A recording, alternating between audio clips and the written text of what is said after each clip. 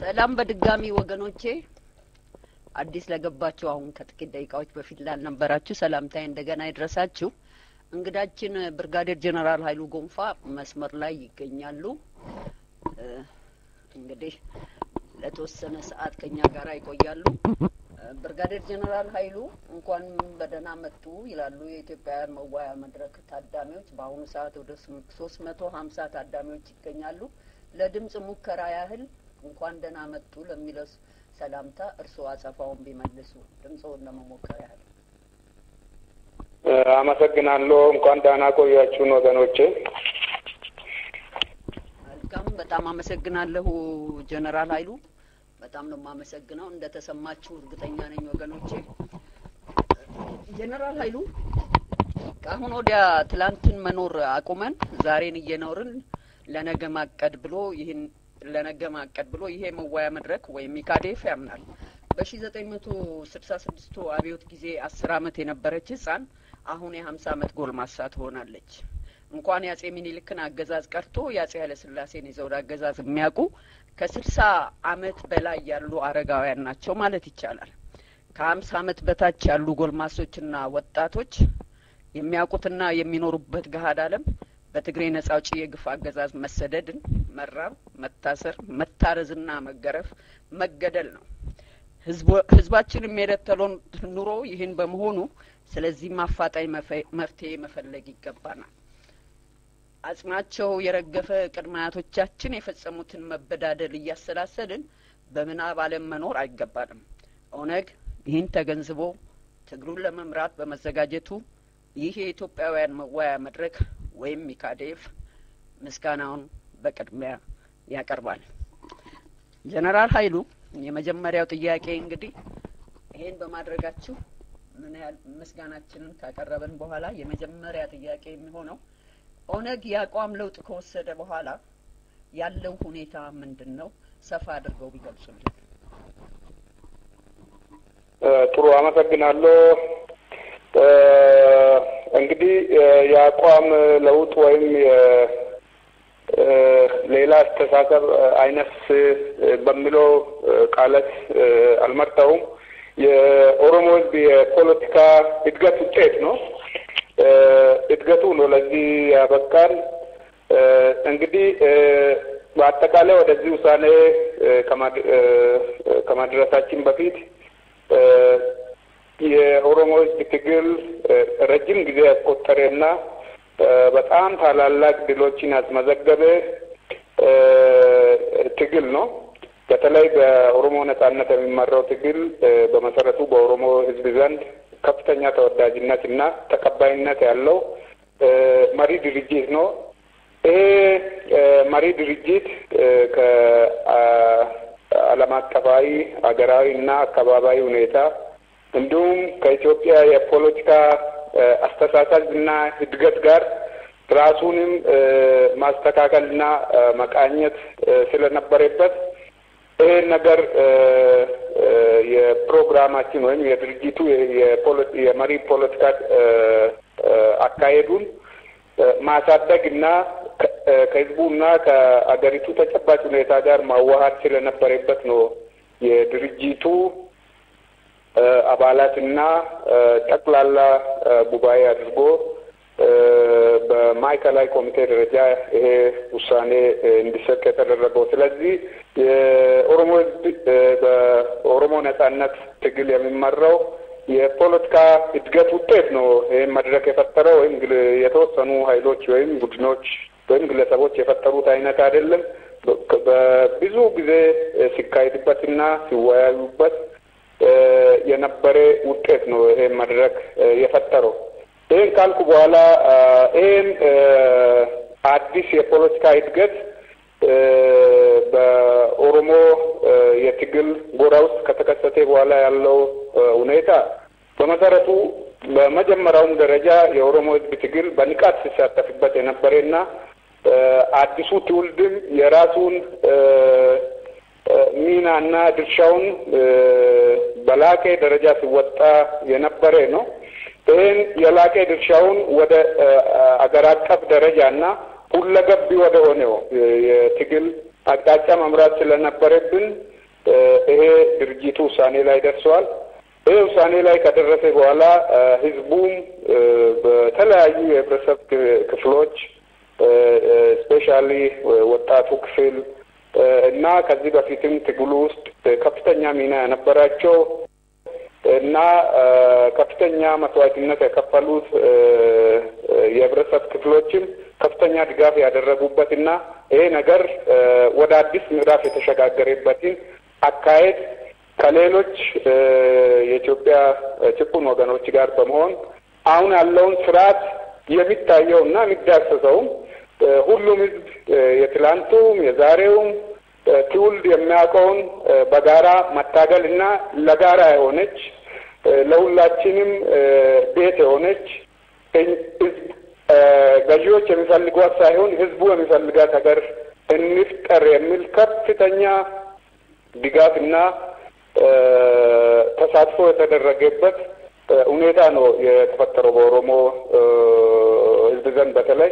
ከዛ ቀጥሎ የጠቅላላ በአገሪቱ ውስጥ ያለው የኢትዮጵያ ህዝቦች በዚህ በታላቁ የኦሮሞ መሪ ድርጅት ያላቸውን አክብሮትና ያላቸውን የጋራነት የገለጹበት እና ትግሉ በእውነት በጋራ መታገልን በጋራ መተሳሰብን እና በጋራ ሁላችን ላይ ያደረሰውን ጭቆናና አፈና ገርስሰን የጋራ የሆነች ሀገር እንድንገነባ የጋራ ጠላታችን በጋራ እንዋጋ የሚል በሁሉም የኢትዮጵያ ፖለቲካ ለፍትህ፣ ለእኩልነት፣ ለነጻነትና ለዲሞክራሲ ከሚታገሉት የፖለቲካ ድርጅቶችም ይሁን ሲቪክ ማህበረሰብ አካባቢ ከፍተኛ ድጋፍ የተገኘበትና የኢትዮጵያ የፖለቲካ የትግል ፖለቲካ ሁኔታ ወደ መሰባሰብና አንድ ኃይል ወደ መሆን የጠላቶችን ካምፕ ወደ መረበሽ እና ጭንቅ ውስጥ ወደ መክተት ትክክለኛ ተያዘና የከፋፍለ ግዛ ፖሊሲን ዜሮ ያደረገበት ክስተት ነው እና ይሄ ከፍተኛ ድል ነው የተገኘበት ብለን በድርጅቴና በኦሮሞ ነጻነት አመራር ይሄን ነገር በማግኘቱና ይሄ ነገር በመረጋገጡ ለኢትዮጵያ ወንድሞቻችንም ለኦሮሞ ህዝብም ትግሉ እንዲፋጠንና በጋራ ጠላቶቻችን ላይ ሁላችንም የጋራ ክንዳችን እንድናነሳው ለሚፈልገው ሁሉ ከፍተኛ ድል የተገኘበት ክስተት ነው ብዬ ነው ባጭሩ ልገልጽ የሚፈልገው። አመሰግናለሁ ጀነራል ኃይሉ።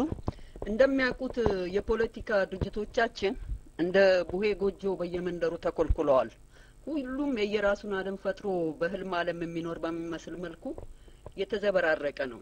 አንዳንዶቹም እንደ ቆላውፍ ጠባቂ ማማ ላይ ሆነው በሁሉም አቅጣጫ ወንጭፋቸውን ያወራውራሉ።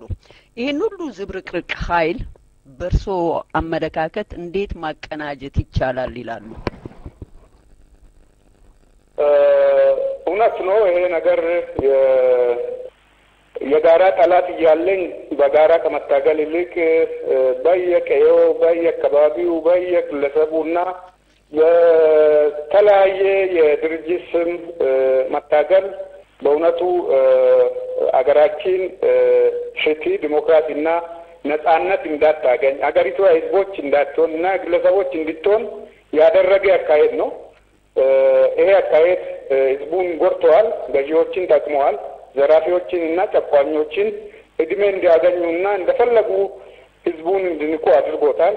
ይሄ አካሄድ በመሰረቱ መቀየር አለበትና የጋራ ጠላት እስካለን በጋራ ጠላታችን መታገል ያለብን ነው። ይሄ ሲባል በመሰረቱ ሰው አድሮ የሚታገለው አስተሳሰብ ነው የሚያታግለው። ይሄ አስተሳሰብ ግልጽ የሆነ የጋራ ራዕይ ያለው ግልጽ የሆነ የጋራ አገራዊ ራዕይ ያለው መኖር አለበት ብለን እናምናለን። በእኩልነት የሚያምን በህዝቦች የበላይነት የሚያምን በህግ የበላይነት የሚያምን በፍትህና በነጻነት የሚያምን ኃይልና አስተሳሰብ በጋራ መቆምና መታገል አለበት ብለን እንደ ድርጅትም እንደ አመራርም የምናምንበትና ይሄ ነው አንድ የሚያደርገን አይደለም ኑና ተሰብሰቡና አንድ ኑን የሚባልበት አይነት ሳይሆን አስተሳሰብ ነው የሚያገናኘን። ይሄ አስተሳሰብ በተለይ በአሁኑ ትውልድ ጥሩ መሰረት የያዘና መሰረቱን የመገንባቱና የማጠናከሩ ጉዳይ አሁን ያለንበት አገራዊና ዓለም አቀፋዊ አካባቢያዊ እና ጠላታዊ ሁኔታዎቻችን ይህን እንድናደርግ ያስገድዱናል። ይህን የማያደርግ ኃይል ጠላት አለኝ ወይም ጠላትን ይታገላለሁ ብሎ መፍጨርጨር ካልሆነ በስተቀር ውጤታማ ሊሆን አይችልም። ስለዚህ አንዱ የጋራ የሚያደርገን አስተሳሰባችን ነው። በእኩልነት ማመን አለብን። የአንዱ ሀቁን መቀበል አለበት፣ የሌላውንም ሀቅ መቀበል አለበት። ያ ሀቅ የጋራ አገር ለመገንባት የጋራ ዲሞክራሲ፣ ፍትህ፣ ነጻነት ለመገንባት የህግ የበላይነት ያለበት ሀገር ለመገንባትና የጋራ አገራዊ ራዕይ ያለው ኃይሎች የሚሰባሰቡበት አቅጣጫ ከተከተልነው በመሰረቱ አሁን የተፈጠረው መድረክና የአሁኑ ትውልድ በዚህ የሚያምን እና ይሄን እንድናደርግ ያስገድደናል። የህዝቡን ጥያቄ ይሄ ነው። ለህዝቡ ጥያቄ መገዛት ነው። የህዝቡ ጥያቄ በጋራ ሁኑና ለፍትህ፣ ለእኩልነት፣ ለዲሞክራሲ፣ ለነጻነት፣ ለጋራ ሀገር ታገሉ ነው የሚለው።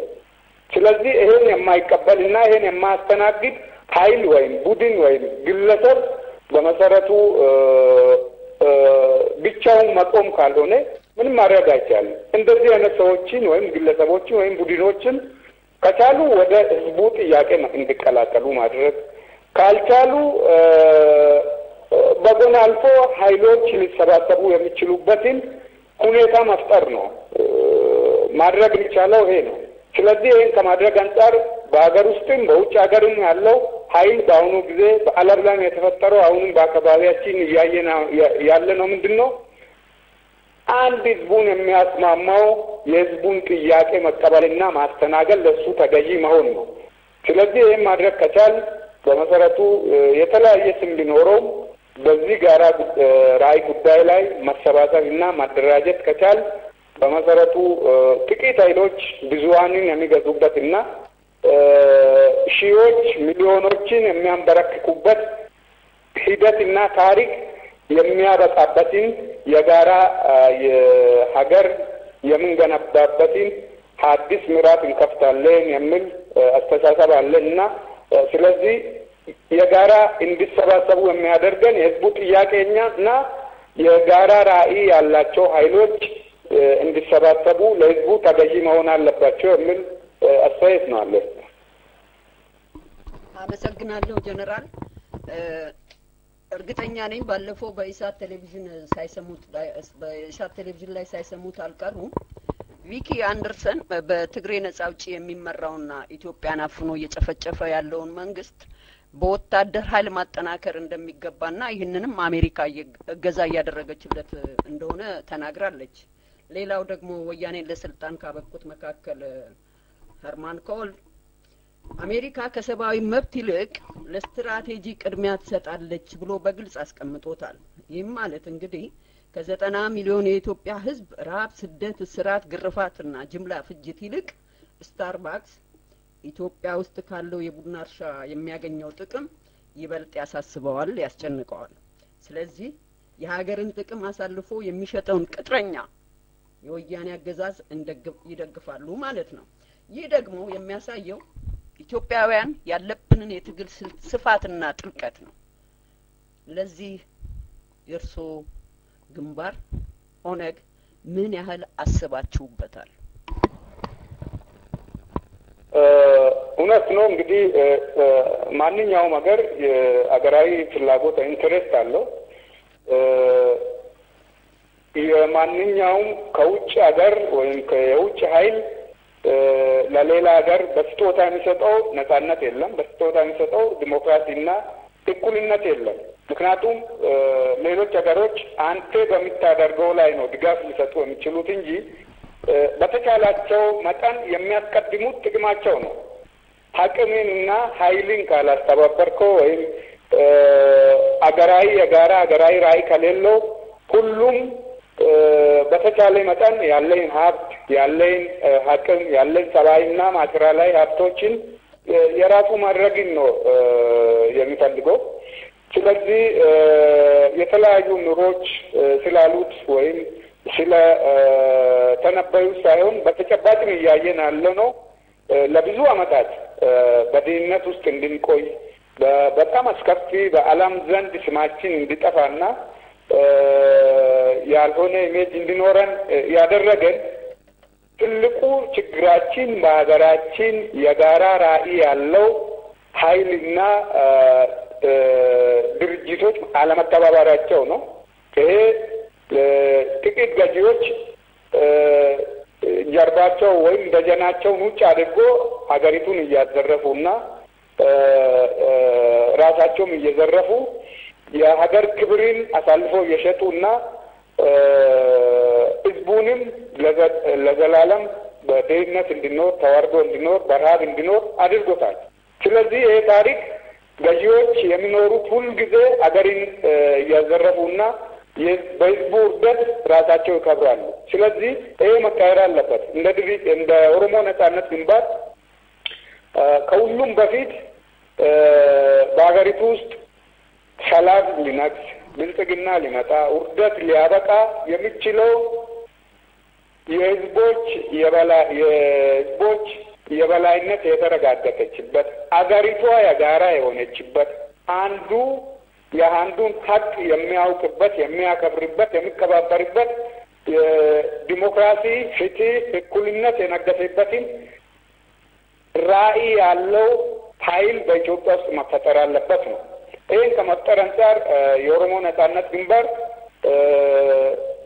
በፕሮግራሙ ላይ በግልጽ እንዳስቀመጠው የግለሰቦች ዝና የሚነገርበት ሳይሆን የግለሰቦች ታሪክ የሚነገርበትና የሚሰገድለት አገር ሳይሆን ወይም ልቦለድ ታሪክ ተጽፎ ሁሉም እሱን እየደገመ የሚኖርበት አገር ሳይሆን የህዝብ ታሪክ ያለበት የህዝቦች እኩልነት ያለበት የህዝቦች ዲሞክራሲ የተረጋገጠበት የጋራ ሀገር የጋራ ህዝብ ያለበትን እንድትገነባ ነው የኦሮሞ ነጻነት ራዕዩም ምኞቱም ትግሉም ግቡም ይሄ ነው።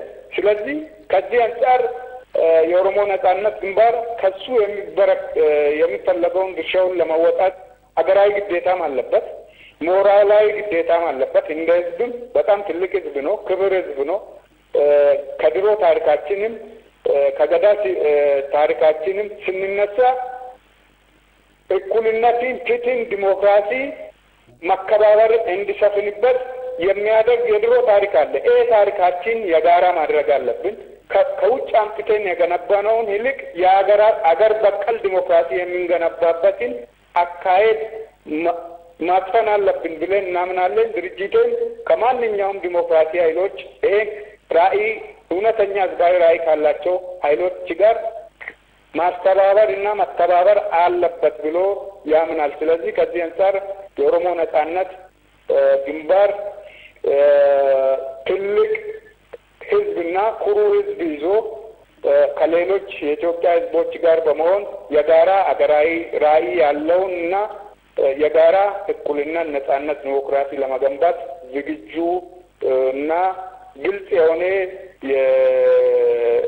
የጋራ የሆነ ራዕይ ያለው በፕሮግራሙ በግልጽ አስቀምጠዋል ለማለት ነው። ጀነራል ሰሞኑን በተለያዩ ቦታዎች የሚደረጉት እንቅስቃሴዎች የሚጠቁሙት ህዝባችን የደረሰበትን የምሬት ደረጃ ነው። ይህን ምሬት አቀናጅቶ ለውጤት እንዲበቃ ለማድረግ ከህዝብ ምን ይጠበቃል ይላሉ? ስለ ፖለቲካ ድርጅቶች ያልጠየቁት በጠላት ፍንጭ ላለመስጠት ያህል ነው። የህዝብን ከህዝብ ብቻ ምን እንደሚጠበቅ እንዲገልጹልኝ የፈለኩት። ይቀጥሉ ለማለት እንግዲህ ከህዝቡ የሚጠበቀው በመሰረቱ ህዝቡ ማድረግ የሚገባውን እያደረገ ነው። አሁንም ምናልባት ህዝቡ የፖለቲካ ድርጅቶችን ቀድሞ ሄዷል የሚል አስተሳሰብ አለ። የፖለቲካ ድርጅቶች ናቸው አሁን ወደ ህዝቡ መቀላቀል አለባቸው። ራሳቸውን ማየት አለባቸው። ራሳቸውን መፈተሽ አለባቸው። ስለዚህ ህዝቡ መደራጀት አለበት። ትልቁ ነገር በጣም ብዙ ሆኖ በጣም ከፍተኛና ወሳኝ ሆኖ ያለ ጥቂቶች እሱን እያዋረዱ እሱን በዓለም ዘንድ አስቀያሚ አገር ስም እንዲኖረው እያደረጉ ራሳቸው የተንደላቀቀ ኑሮ የሚኖሩበትና ህዝቡን እያዋረዱ የሚኖሩበት ታሪክ ማብቃት አለበት። ገዢዎቻችን ጥቂቶች ናቸው። ህዝቡ ሚሊዮን ነው። የኢትዮጵያ ህዝብ አንድ ታሪክ በአንድ ወቅት እንደ አጋጣሚ ሆኖ ሩዋንዳ ለግዳጅ ሄጄ ነበረ። ሩዋንዳ በተጨፈጨፈበት ጊዜ ሩዋንዳ የጨፈጨፉት በአንድ ቤተ ክርስቲያን ውስጥ ወደ 5,000 10,000 እዛ የተጠለለው የጨፈጨፈው 3 ወይም 4 ለዛውም ገጀራ የያዘ ነው። ተራ በተራ እየወሰደ ጨፍጭፎ የጨረሳቸው በጣም አስቀያሚ ታሪክ ነው። የ10,000 ሰው 3,000 2 ሰውም ቢኖር 10,000 በየተራ እየተጠራ የሚጨፈጨፍበት በጣም አስቀያሚ የሆነ አካሄድ ህዝቡ አለመተባበሩ ነው። ጠላቱ ትንሽ መሆኑ አለመገንዘቡ ነው። የኢትዮጵያ ታሪክ ነው ይሄ ነው። እስካሁን ገዢዎቻችን ጥቂት ሆነው ህዝቡን ነው የሚያስፈራሩት፣ ህዝቡን ነው የሚያስፈሩት። የፍርሃት ድባብ እንዲኖር ነው እያደረጉት አሉት። ይህ ታሪክ ሊያበቃ ይገባል። በዓለም ላይ አይተናል። ማንኛውም ገዢዎች ወይም ዲክታተሮች ዘላለማዊ አይደሉም። ዘላለማዊ ህዝብ ነው፣ ሀገር ነው። ስለዚህ ህዝቡ በጥቂቶች ላይ ተደራጅቶ ሊነሳ ይገባል። ይከፋፍሉታል። በማህበር በጎጥ በሆነ ምክንያት እየፈጠሩ በየጊዜው አቅሙ ስለ ጠላት እንዳያውቅ እነሱ ጥቂት መሆናቸው እንዳያውቅና እነሱ ሁልጊዜ የገንዘቡ ገዢዎች ህዝቡ ሁልጊዜ ከገዢዎች የሚሰጠውን ስጦታ የሚጠብቁበትን አስተሳሰብ በኢትዮጵያ እንዲሰፍን አድርጎታል። በየተራቸው እየገዙን አሉት። ስለዚህ ታሪክ ሊያበቃ የሚችለው ህዝቡ ገዢዎቹ ጥቂት መሆኑና እሱ ወሳኝ መሆኑን ክንዱን ሊያሳይ የሚችልበት ከተደራጀና ከፍትህ፣ እኩልነት፣ ዲሞክራሲ ይዞ ራዕይ ይዞ ከሚታገሉ ኃይሎች ጋር ከተባበረ ነው። ስለዚህ ከህዝቡ የሚጠበቀው ይሄ ነው። ይህን ነገር ለማድረግ ደግሞ ፓርቲዎችም የፖለቲካ ኃይሎችም ራሳቸው ወደ ህዝብ ማቅረብና ወደ ህዝቡ መቀላቀል አለባቸው። ህዝቡ በእውነቱ ከጠላቱ ጋር በቃኝ ብሎ እየታገለ ነው ያለው። ስለዚህ ይህን ነገር ከማድረግ አንጻር ሁላችንም የህዝቡን ጥያቄ ሰምተን ይህን የህዝቡን እንቅስቃሴ ወደ ጫፍ ልናደርስበት የሚችልበትን ስልትና ዘዴ መዘየድ የሚያስፈልገን ነው። ስለዚህ ህዝቡም ከዚህ አንጻር ገዢዎች ጥቂት ነው፣ እሱ ወሳኝ መሆኑን ተረድቶ ይሄ ብዙ መሆን ደግሞ ጥቅም የለውም። ሲደራጅ ነው። ተደራጅቶ ትክክለኛው ኃይል መሆኑን ለጠላቱ ወይም ለገዢዎች ሲያሳይ ነው። ስለዚህ ትልቁ መጀመሪያ መሆን ያለበት ተደራጅቶ ገዢዎቹን ከራሱ ላይ ራሱ ማውረድ አለበት። ከሌላ የሚጠብቀውና የሚሰጠው ስጦታ እንደሌለ አውቆ ሊነሳ ይገባል የሚል አስተያየት ነው አለ። አመሰግናለሁ ጄኔራል። ኦነግ ከሌሎች የፖለቲካ ድርጅቶች ጋር የሚያደርገውን መቀራረብ ወይም እንቅስቃሴ ምን ይመስላል? እንደው በዝርዝር ሳይሆን ጠቅለል ባለ መልኩ ቢገልጹልን። ኦነግ የመጀመሪያው የራሱን ውስጣዊ ሁኔታውን የማስተካከል ሁኔታ ነው፣ የማደስ ሁኔታ ነው፣ የማሳደግ ሁኔታ ነው። ከባቢያውና ዓለም አቀፋዊ ሁኔታው እንደውም የጠላት ሁኔታ መነሻ አድርጎ ራሱን የማስተካከል እና ትክክለኛ አቅጣጫና ራዕይ መያዝ ነው እንደ ዋና ስራ እስካሁን ይዞት ያለው። በድርጅቱ ፕሮግራም ላይ አዲስ በወጣው ላይ እንደተቀመጠው ከሌሎች የፖለቲካ ኃይሎች በእኩልነት፣ በነጻነት፣ በዲሞክራሲና በሕግ በላይነት ከሚያምኑት ኃይሎች ጋር መስራት በጣም አስፈላጊ መሆኑን ያምንበታል። ይህን ለማድረግ የራሱን ውስጣዊ አደራጀትና አካሄዶቹን ጨርሰዋል። እንግዲህ ወደፊት ይህ ነገር ነው እናደርጋለን ወይም መደረግ አለበት ብሎ በእምነት ይዞ ነው እየሄደበት ያለው። ስለዚህ የሚያስፈልገው ትልቁ ነገር መጀመሪያ በኦሮሞ ሕዝብ ዘንድ ይሄ አዲሱ አስተሳሰብ የጋራ መሆኑን የጋራ እንዲሆንና ሁሉም ህዝቦች ሁሉም ጠላቶች ከዚህ በፊት ወይም አንዳንድ ኃይሎች ኦሮሞን ከሌላው ጋር እንደ ጠላት እንዲተያይ ያደረገው ይሄ አይነት ትክክል አለመሆኑና የኦሮሞ ጥያቄ አለመሆኑ የኦሮሞ ባህልም አለመሆኑ በትክክል እንዲገነዘብ ነው የውስጣችን ጥንካሬ መገንባት እንዳለብን ነው እስካሁን ሲሰራበት የነበረውና ይሄ ምዕራፍ ወደ መዝጋት ደረጃ ደርሰናል። ካሁን በኋላ ከሌሎች የዲሞክራሲ ኃይሎች ጋር የመተባበር ስራ ነው የምንሄድበት። ትብብሩ እንግዲህ እንድንተባበር የሚያደርገን አስተሳሰብ ነው፣ ፖለቲካ አስተሳሰብ ነው። ስለዚህ ፖለቲካ አስተሳሰቡ በምን ደረጃ ነው የምንተባበረው? ምን ልዩነት አለ? ልዩነታችን እንዴት እናቻችለው? ልዩነት የማጉላት ሳይሆን በብዙ መንገዶች አብረን የሚሰራቸው ጉዳዮችና እሴቶች ስላሉ በእነሱ ላይ የሚሰራበትን ግልጽ የሆነ ፖሊሲ አለን። ይሄን እንግዲህ በሂደት ተግባራዊ እያደረግን የምንሄድና ይሄ ቀጣይ የትግሉ አንዱ አካል መሆኑን ነው ልገልጽ የሚፈልገው እንደ ድርጅት። መልካም ጄኔራል፣ የመጨረሻ ጥያቄ እንግዲህ የግል እርሶን በግል የሚመለከት ነው። እንደ ኦነግ የአመራር አካል ሳይሆን እንደ አንድ ኢትዮጵያዊ ጄኔራል በውጪ ለሚኖረው አገር ቤትም ላለውና ለመለየው ለባሹ ሰራዊት ጭምር ምን መልእክት ማስተላለፍ ይፈልጋሉ? ሰፋ አድርገው ቢገልጹት መልእክቱ። አመሰግናለሁ። እንግዲህ መልእክቴ ሁልጊዜ የምንናገረው ወይም የተለመደ ነው። ትልቁ ነገር ከሁሉም በላይ እቺ ሀገር የጋራ መሆናችን ልናምን ይገባናል። የጋራ ሀገር ደግሞ ሰው በስጦታ የሚሰጠን አይደለም፣ እኛ ታግለን የምናመጣት ናት። ዲሞክራሲ ሰው አይሰጠንም፣ ወይ አንበደረው ወይም አንገዛው ወይም ሰው አይሰጠንም። ራሳችን በራሳችን ልክ መስራት ያለብን እኛ ነን። ሰው ዲሞክራሲ ወይም ነጻነት በልካችን ሰፍቶ ሊሰጠን አይችልም፣ የለንም። በታሪክ የትም ሀገር አልተካሄደም። እኛ ባህል አለ፣ የራሳችን እሴቶች አሉ።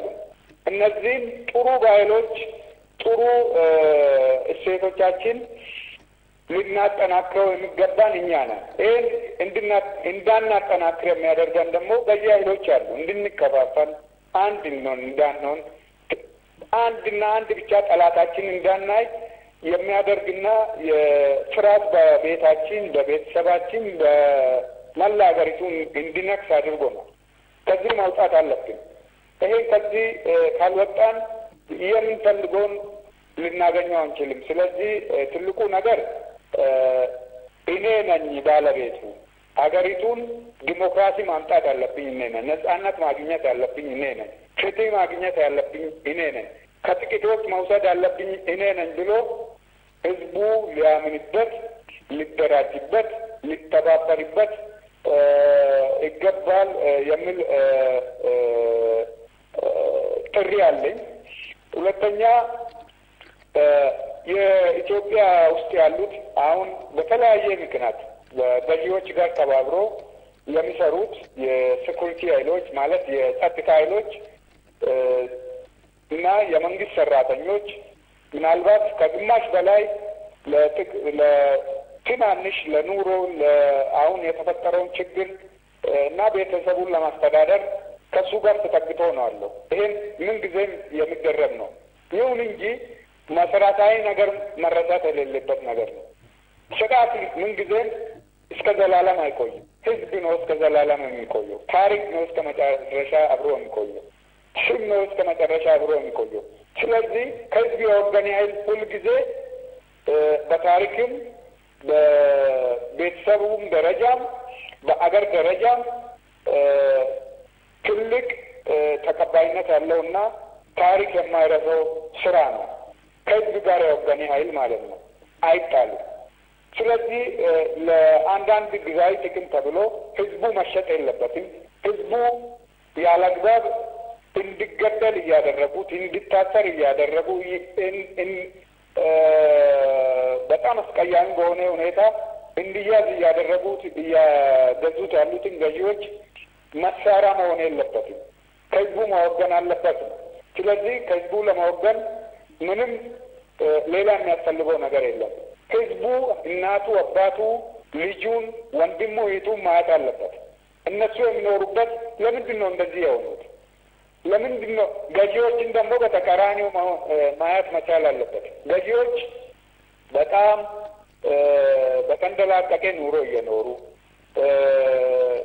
ልጆቻቸው፣ ቤተሰቦቻቸው እንደውም ከሀገር ወደ ውጭ እየወጡ ሻይ የሚጠጡበት ታሪክ ላይ ነው አለን። በጣም ድሀ በሚሊዮኖች የሚቀምሱት አጥቶበት ባለበት ይሄ ማየት አለበት። ይሄ ታሪክ አንድ ቀን ለፍርድ ሰው ማቅረቡ አይቀርም። ስለዚህ ከገዢዎች መደቦች ጋር ያሉት የጸጥታ ኃይሎች ይሄን አውቆ ከህዝብ ጋር ማወገን አለባቸው ነው። የያዙት መሳሪያ የህዝብ ነው።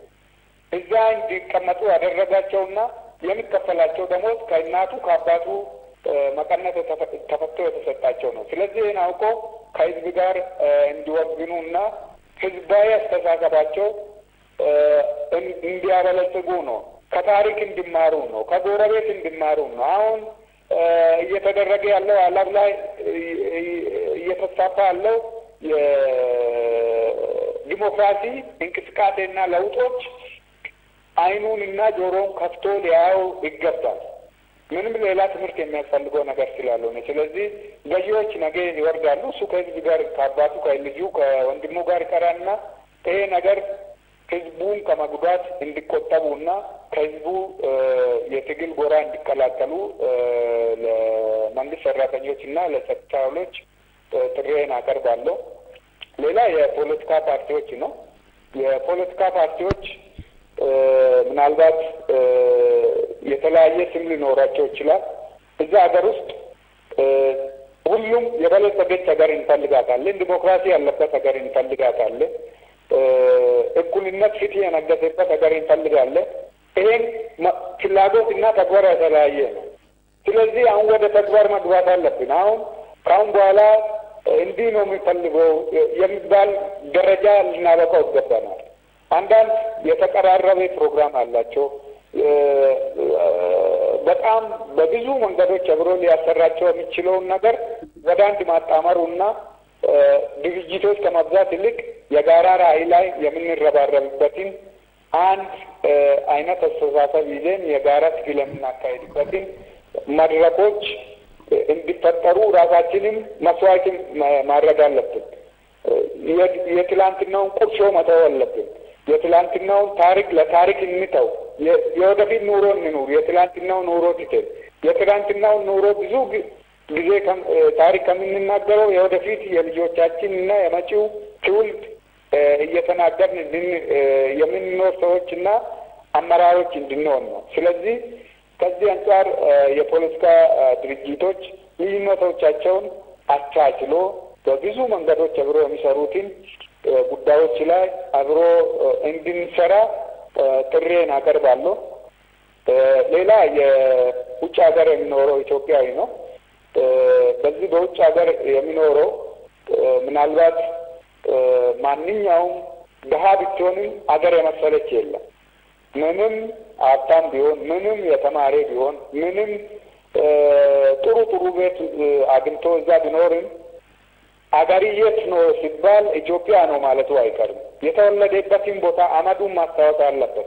ስለዚህ ይህን ከማድረግ አንጻር እነኚህ የፖለቲካ ድርጅቶች አብሮ ተባብሮ እንዲሰሩ ግፊት ማድረግ አለበት። የአንድ ቡድን ጠባብ ቡድን አስተሳሰብ ደጋፊ እና ሰለባ መሆን የለበትም። ስለዚህ ውጭ ሀገር ያለው አካል ተደራጅቶ እነኚህ የፖለቲካ ድርጅቶች የጋራ ህዝባዊ አስተሳሰብ ይዞ ከውርደት የምንወጣበትን ከዛ ሀገር የት ነው ሲባል አፍ ሞልቴን ኢትዮጵያ ነው የምንልበትን አስተሳሰብ እንዲፈጠር የውጭ ሀገር ያሉት ወገኖቻችን እነኚህን ድርጅቶች ሊረዱ ሊያጠናክሩ በአካልም በሞራልም በሀሳብም በማቴሪያልም ሊያጠናክሩት ይገባል የሚል ጥሪዬን አቀርባለሁ። ሁለተኛ ውጭ ያለው አካል ቀላል አይደለም። በዲፕሎማሲ ስራ እነኚህ ጨቆኛቸው የሚጨቁኑ ገዢዎቻችን እኛ ላይ እንዲቆዩ ያደረጉን እዚህ ያለንበት ሀገር ነው። ምዕራብ ሀገሮች ናቸው ድጋፍ እየሰጡት አለ። ስለዚህ ይህን ነገር ከማድረግ አንጻር አንድ በየፊና ከመጠየቅ ይልቅ ተደራጅቶ ጫና የመፍጠሩ ጉዳይ ላይ ትኩረት እንዲሰጡ አደራ ጭምር እንደ ድርጅቴም እንደ ግለሰብም ጥሪዬን ለማቅረብ እፈልጋለሁ። ይሄ ነው ሊል የምችለው። በጣም አመሰግናለሁ ብርጋዴር ጀነራል ኃይሉ ጎንፋ። እንግዲህ በኔ በኩል ያለውን ጥያቄ ጨርሻለሁ። ከሩሙ ታዳሚዎች የመጀመሪያው ጥያቄያችን ባልዌ ነው። ለባልዌ ቅድሚያ እድሉን እንሰጣለሁ። ባልዌ ተሰማኝ። እንግዲህ ብርጋዴር ጀነራል ኃይሉ ጎንፋ በመጀመሪያ ሩማችን መጥተው ይህንን መግለጫ በመስጠቱ ምስጋና ከፍ ያለ ነው እንደ አንድ የሩሙ አገልጋይና ተገልጋይ። ከዛ ባሻገር ግን እኔ ልጠይቅ የምፈልገው ሁለት ነው። አንደኛው ይሄንን የኦሮሞ ግንባር እንትን ግንቦት ሰባት ይመራችኋል ወይ? ሁለተኛው ጥያቄ ደግሞ ወገኖቻችሁ ጋርስ ምን ያህል እንደዚህ አይነት የተጨካከነ አይነት ጥላቻ ነው ወይ ያላችሁ? በቅርብ ጊዜ ውስጥ ወደ ሰላምና ወደ መግባባቱ የምትሄዱ አይመስላችሁም? ይሄን ሁለቱን ግልጽ አድርጉልኝ። አመሰግናለሁ። ኦኬ፣ እንግዲህ ቅድም ካነሳው ጋር የተያያዘ ጉዳይ ነው። የኢትዮጵያ የፖለቲካ ሁኔታ ጠላትን ትቶ ወደ እርስ በርስ ጠላት ወደሚፈልገው መንገድ እየገቡ ለህዝቡም ለትግሉም ምንም እዚህ ግባ የሚባል ድርሻ የሌለውን አስተሳሰብና አመለካከት የሚያንጸባርቁ ኃይሎች አሉ። እኔ በበኩሌ ከቀጥታ ከጥያቄው ልነሳና ግንቦት ሰባት ይመራቸዋል የተባለው እኔ በመሰረቱ ብዥታ የፈጠሩት ኃይሎች ለምን ፈጠሩ፣ ለምን እንደዚህ አይነት ውዥንብር ውስጥ ይገባሉ የሚል አይገባኝም። እኛ በመሰረቱ የኦሮሞ ነጻነት ግንባር ድርጅቱም የተፈጠረውና እያስከደ ያለው የ40 ዓመት እድሜ ባለጸጋ ይህ አይነት እድሜ ያለው ድርጅት የትላንት ማለት በቅርብ ጊዜ ራሱን ያደራጀው ድርጅት እንዲህ ያረገኝ ነው ብሎ ክሌም ማለት ማማረር ራሱ በአንድ በኩል የፖለቲካ አስተሳሰብና የፖለቲካ ብስለትና የአመራር ጥያቄ የሚያስነሳ ነው ይሄ ጉዳይ። በመሰረቱ ግንቦት ሰባት ከኛ ጋር ምንም በዚህ ጉዳይ ላይ ግንኙነት የለው። እንደ ማንኛውም የኢትዮጵያ የፖለቲካ ፓርቲ የተደራጀ የራሱ ነጻነት ያለው የራሱ ፕሮግራም ያለው ድርጅት ነው። እኛ ራሳችን ፕሮግራም ያለን፣ የራሳችን አስተሳሰብ ያለን፣ ከግንቦት ሰባት ጋርም በምኑ እንመሳሰላለን፣ በምኑ እንለያያለን ያልተነጋገርን ምንም ምክክር ያላደረን የፖለቲካ ፓርቲዎች ነን። ይህን ነገር ለምንድን ነው ይህን የፈጠሩት ኃይሎች ብዬ ሲያነሳው የፖለቲካ የብስለት አስተሳሰብ ችግር ነው። የኢትዮጵያ የፖለቲካ ሁኔታ ምን ላይ ነው አለው ዓለም ያለበትን የፖለቲካ ሁኔታ አለመረዳት የብስለት እጥረት ነው ብዬ ነው የሚያየው። ስለዚህ እኔ እነሱ በኢሳትና በግንቦት ሰባት ላይ ያነሱት ወይም ያካሄዱት ፕሮፓጋንዳ እኔ እነሱን ወክዬ ልናገር አልችልም። እነሱ ቢመልሱት ጥሩ ነበር። እንደ አንድ የፖለቲካ ሰው ድርጅት የሚመራ እና አባል እንደወቁት በኢትዮጵያ ውስጥ እንደዚህ አይነት አርቲኤም ቴሌቪዥን ነው ወይም ሬዲዮ ነው ብሎ ለመናገር ለሞራልም ለሰውም ተገቢ ነው ብዬ አላምንም። ባጭሩ ይሄን የሚደመድመው ምንድነው የፖለቲካ የዝቅጠትና የብስለት ድክመት ደረጃ የሚያንጸባርቅበት ነው። አሁን ይሄ አጀንዳ ማረጋት የለብንም ነው። ይሄ አጀንዳ ጠላቶቻችንም በከፍተኛ ደረጃ እንድናራግበው ይፈልጋሉ። እኛም ይሄን እያራገምን መኖር የለም መርሳት አለብን። ይሄ ምንም አልጠቀመንም። ገዢዎቻችን እንዲቀያየሩብን ነው ያደረገን እንጂ አንድም ወደፊት የወሰደን ነገር የለምና ይሄን ነገር ከዚህ አንጻር በብስለት ማየት ያለብን ይመስለኛል። አንዳንድ ሰዎች በሚዘናዝሩትና ቡድኖች በሚሉት እየተቀለብ ከራእያችን ወደ ኋላ መቅረት የለብንም ነው። ሌላ ይሄን ነገር ያነሱት ኃይሎች ምናልባት የራሳቸው አስተሳሰብ ነው። በእንደዚህ አይነት የሚመሩ የለመዱ እንደዚህ አይነት የሚያስደስታቸው እንዲህ ማለት ወይም በህዝቦች ወይም በመሀል እንዲህ አይነት ቅራኔ እንዲፈጠር የፖለቲካ ስርዓት ወይም አካሄድ አድርጎ የወሰዱት ኃይሎች የተናገሩት ወይም በዚህ የሚኖሩት ኃይሎች አሉ። ስለዚህ ከነሱ ጋር አጀንዳ ማድረግ የለብንም። ይሄን ካወቅን አካሄዳቸውን ካወቅን እኛ ስራችን መስራት አለብን እንጂ የእነሱን ቁርሾ ያነሳን የጠላትን እድሜ ማራዘም የለብን። አሁን የሚታየን ጠላት አለ። ጠላት ከሀገር ያስወጣን ህዝባችን እየጨቆነ ያለው ህያው ጠላት ይዛል። ስለዚህ እሱ ላይ ትኩረት ማድረጉ የበለጠ ይመስለኛል። ሌላ ጥላቻን ማሸነፍ የምንችለው ምንድን ነው የሚባለው በመውደድ ወይም እንጃ በአማርኛው በደንብ ልገልጸው አልቻልኩም። ጥላቻን በስራ ነው የምናሸንፈው፣ በሐቀኝነት ነው የምናሸንፈው፣ በትክክለኛ ነው የምናሸንፈው።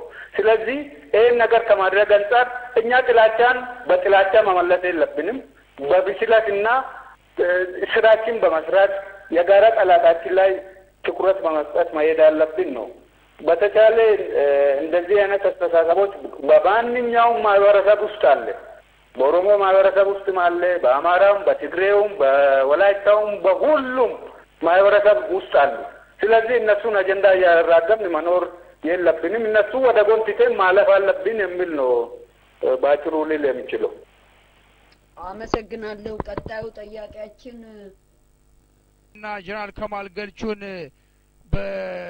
በአክብሮት የተቀበልኳቸው የምርጫውን የኢትዮጵያ ምርጫ አስመልክቶ የመጣውን ግድያ በመቃወም ወደ ህዝቡ ጎራ የተቀላቀሉ ጊዜና ያኔ የሰጡት ኢንተርቪው ከዛ ጊዜ ጀምሮ ያላላቸው ቁርጠኝነት ምንም ጥያቄ አልነበረኝም። በዚህ ላመሰግናቸው ይገባኛል። ለኔ የምጠይቃቸው ጥያቄ በጣም አጭር ጥያቄ ነው። እርሶ ጥሩ አድርገው አስቀምጠውታል።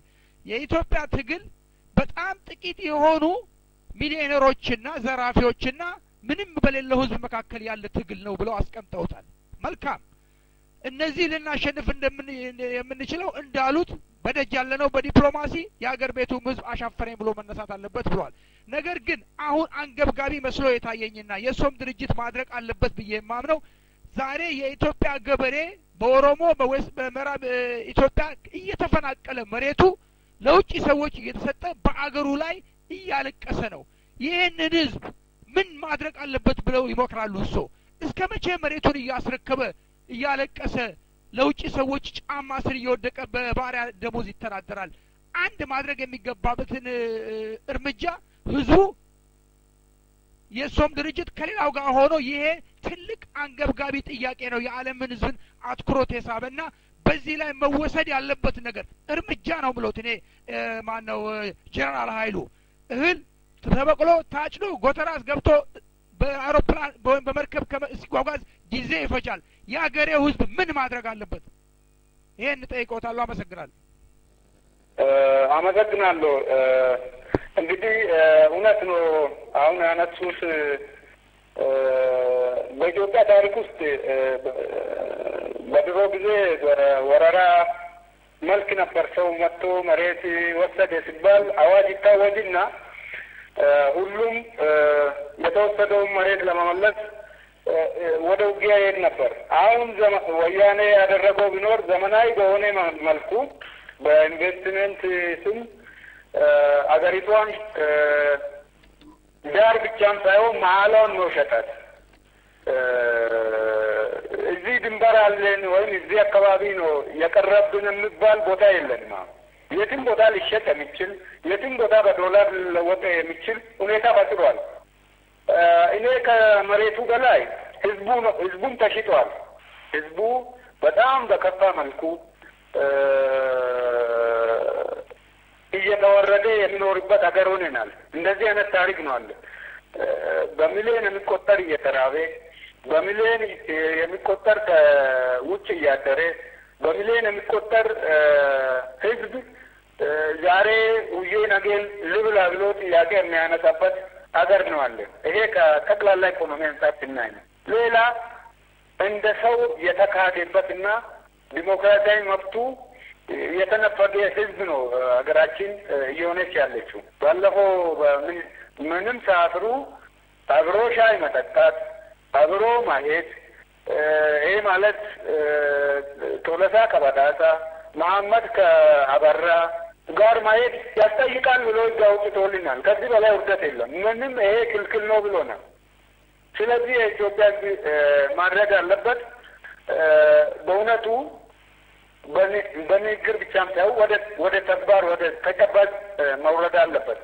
ይሄ ትንሽ በቆየ ቁጥር ይሄ ሀገር የሚባል ወይም ኢትዮጵያ የሚባል ወይም ህዝብ የሚባል የሚሸጥበት ነው። በኢትዮጵያ ውስጥ በዓለም ህጻናት ከሚሸጡት ኢትዮጵያ ከአንድ ሀገር በስተቀር ሁለተኛ ደረጃ በዚህ በ5 ዓመት ውስጥ ይዛለች። ህዝቡ ልጆችን ህጻናትን በመሸጥ ከዚህ በላይ ውርደት የለም። ስለዚህ የኢትዮጵያ ማድረግ ያለበት ትልቁ ነገር ሊተባበረው ይገባል፣ ሊደራጀው ይገባል። ሁልጊዜ የምንለው ምንድን ነው? እንደ ድርጅትን ሰው ካልተደራጀ ብዛት የትም አያደርስም። ወይም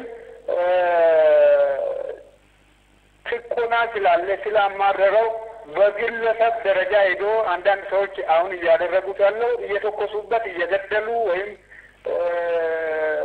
የራሳቸው የግል እርምጃ የሚወስዱበት አይነት አካሄድ የትም አያደርሰንም። አንደኛ መደራጀት አለባቸው።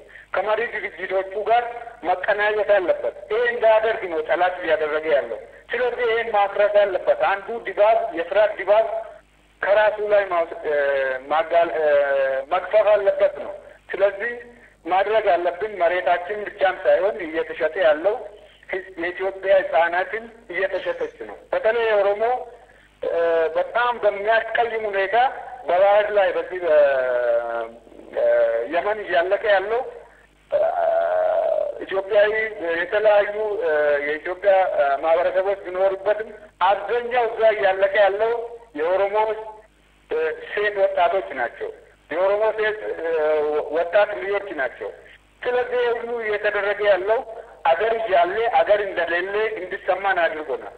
ስለዚህ አገር የኔ ነው፣ እኔ አገሬ ላይ መኖር አለብኝ ብሎ ህዝቡ ሊተባበርና ሊደራጅ ይገባል። ከመሪ ድርጅቱ ጋር ሊቀናጅ ይገባል።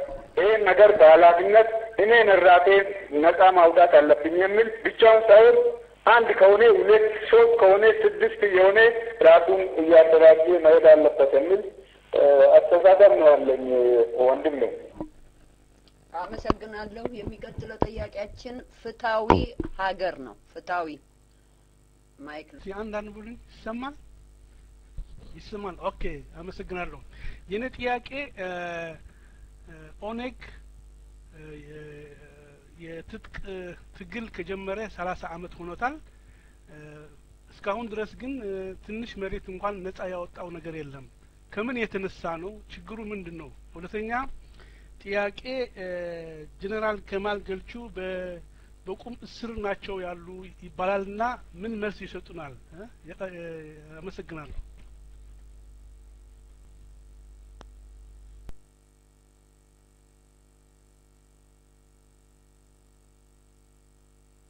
ተሽሎኮ ይገባሉ። ለማንኛውም እርስዎ መልስ ይኖሮታል ብዬ ተስፋ አደርጋለሁ።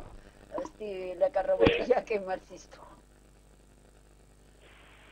አመሰግናለሁ። ጥያቄ እኔ የኦሮሞ ነጻነት ግንባር እውነት ነው 40 አመት ታግሏል።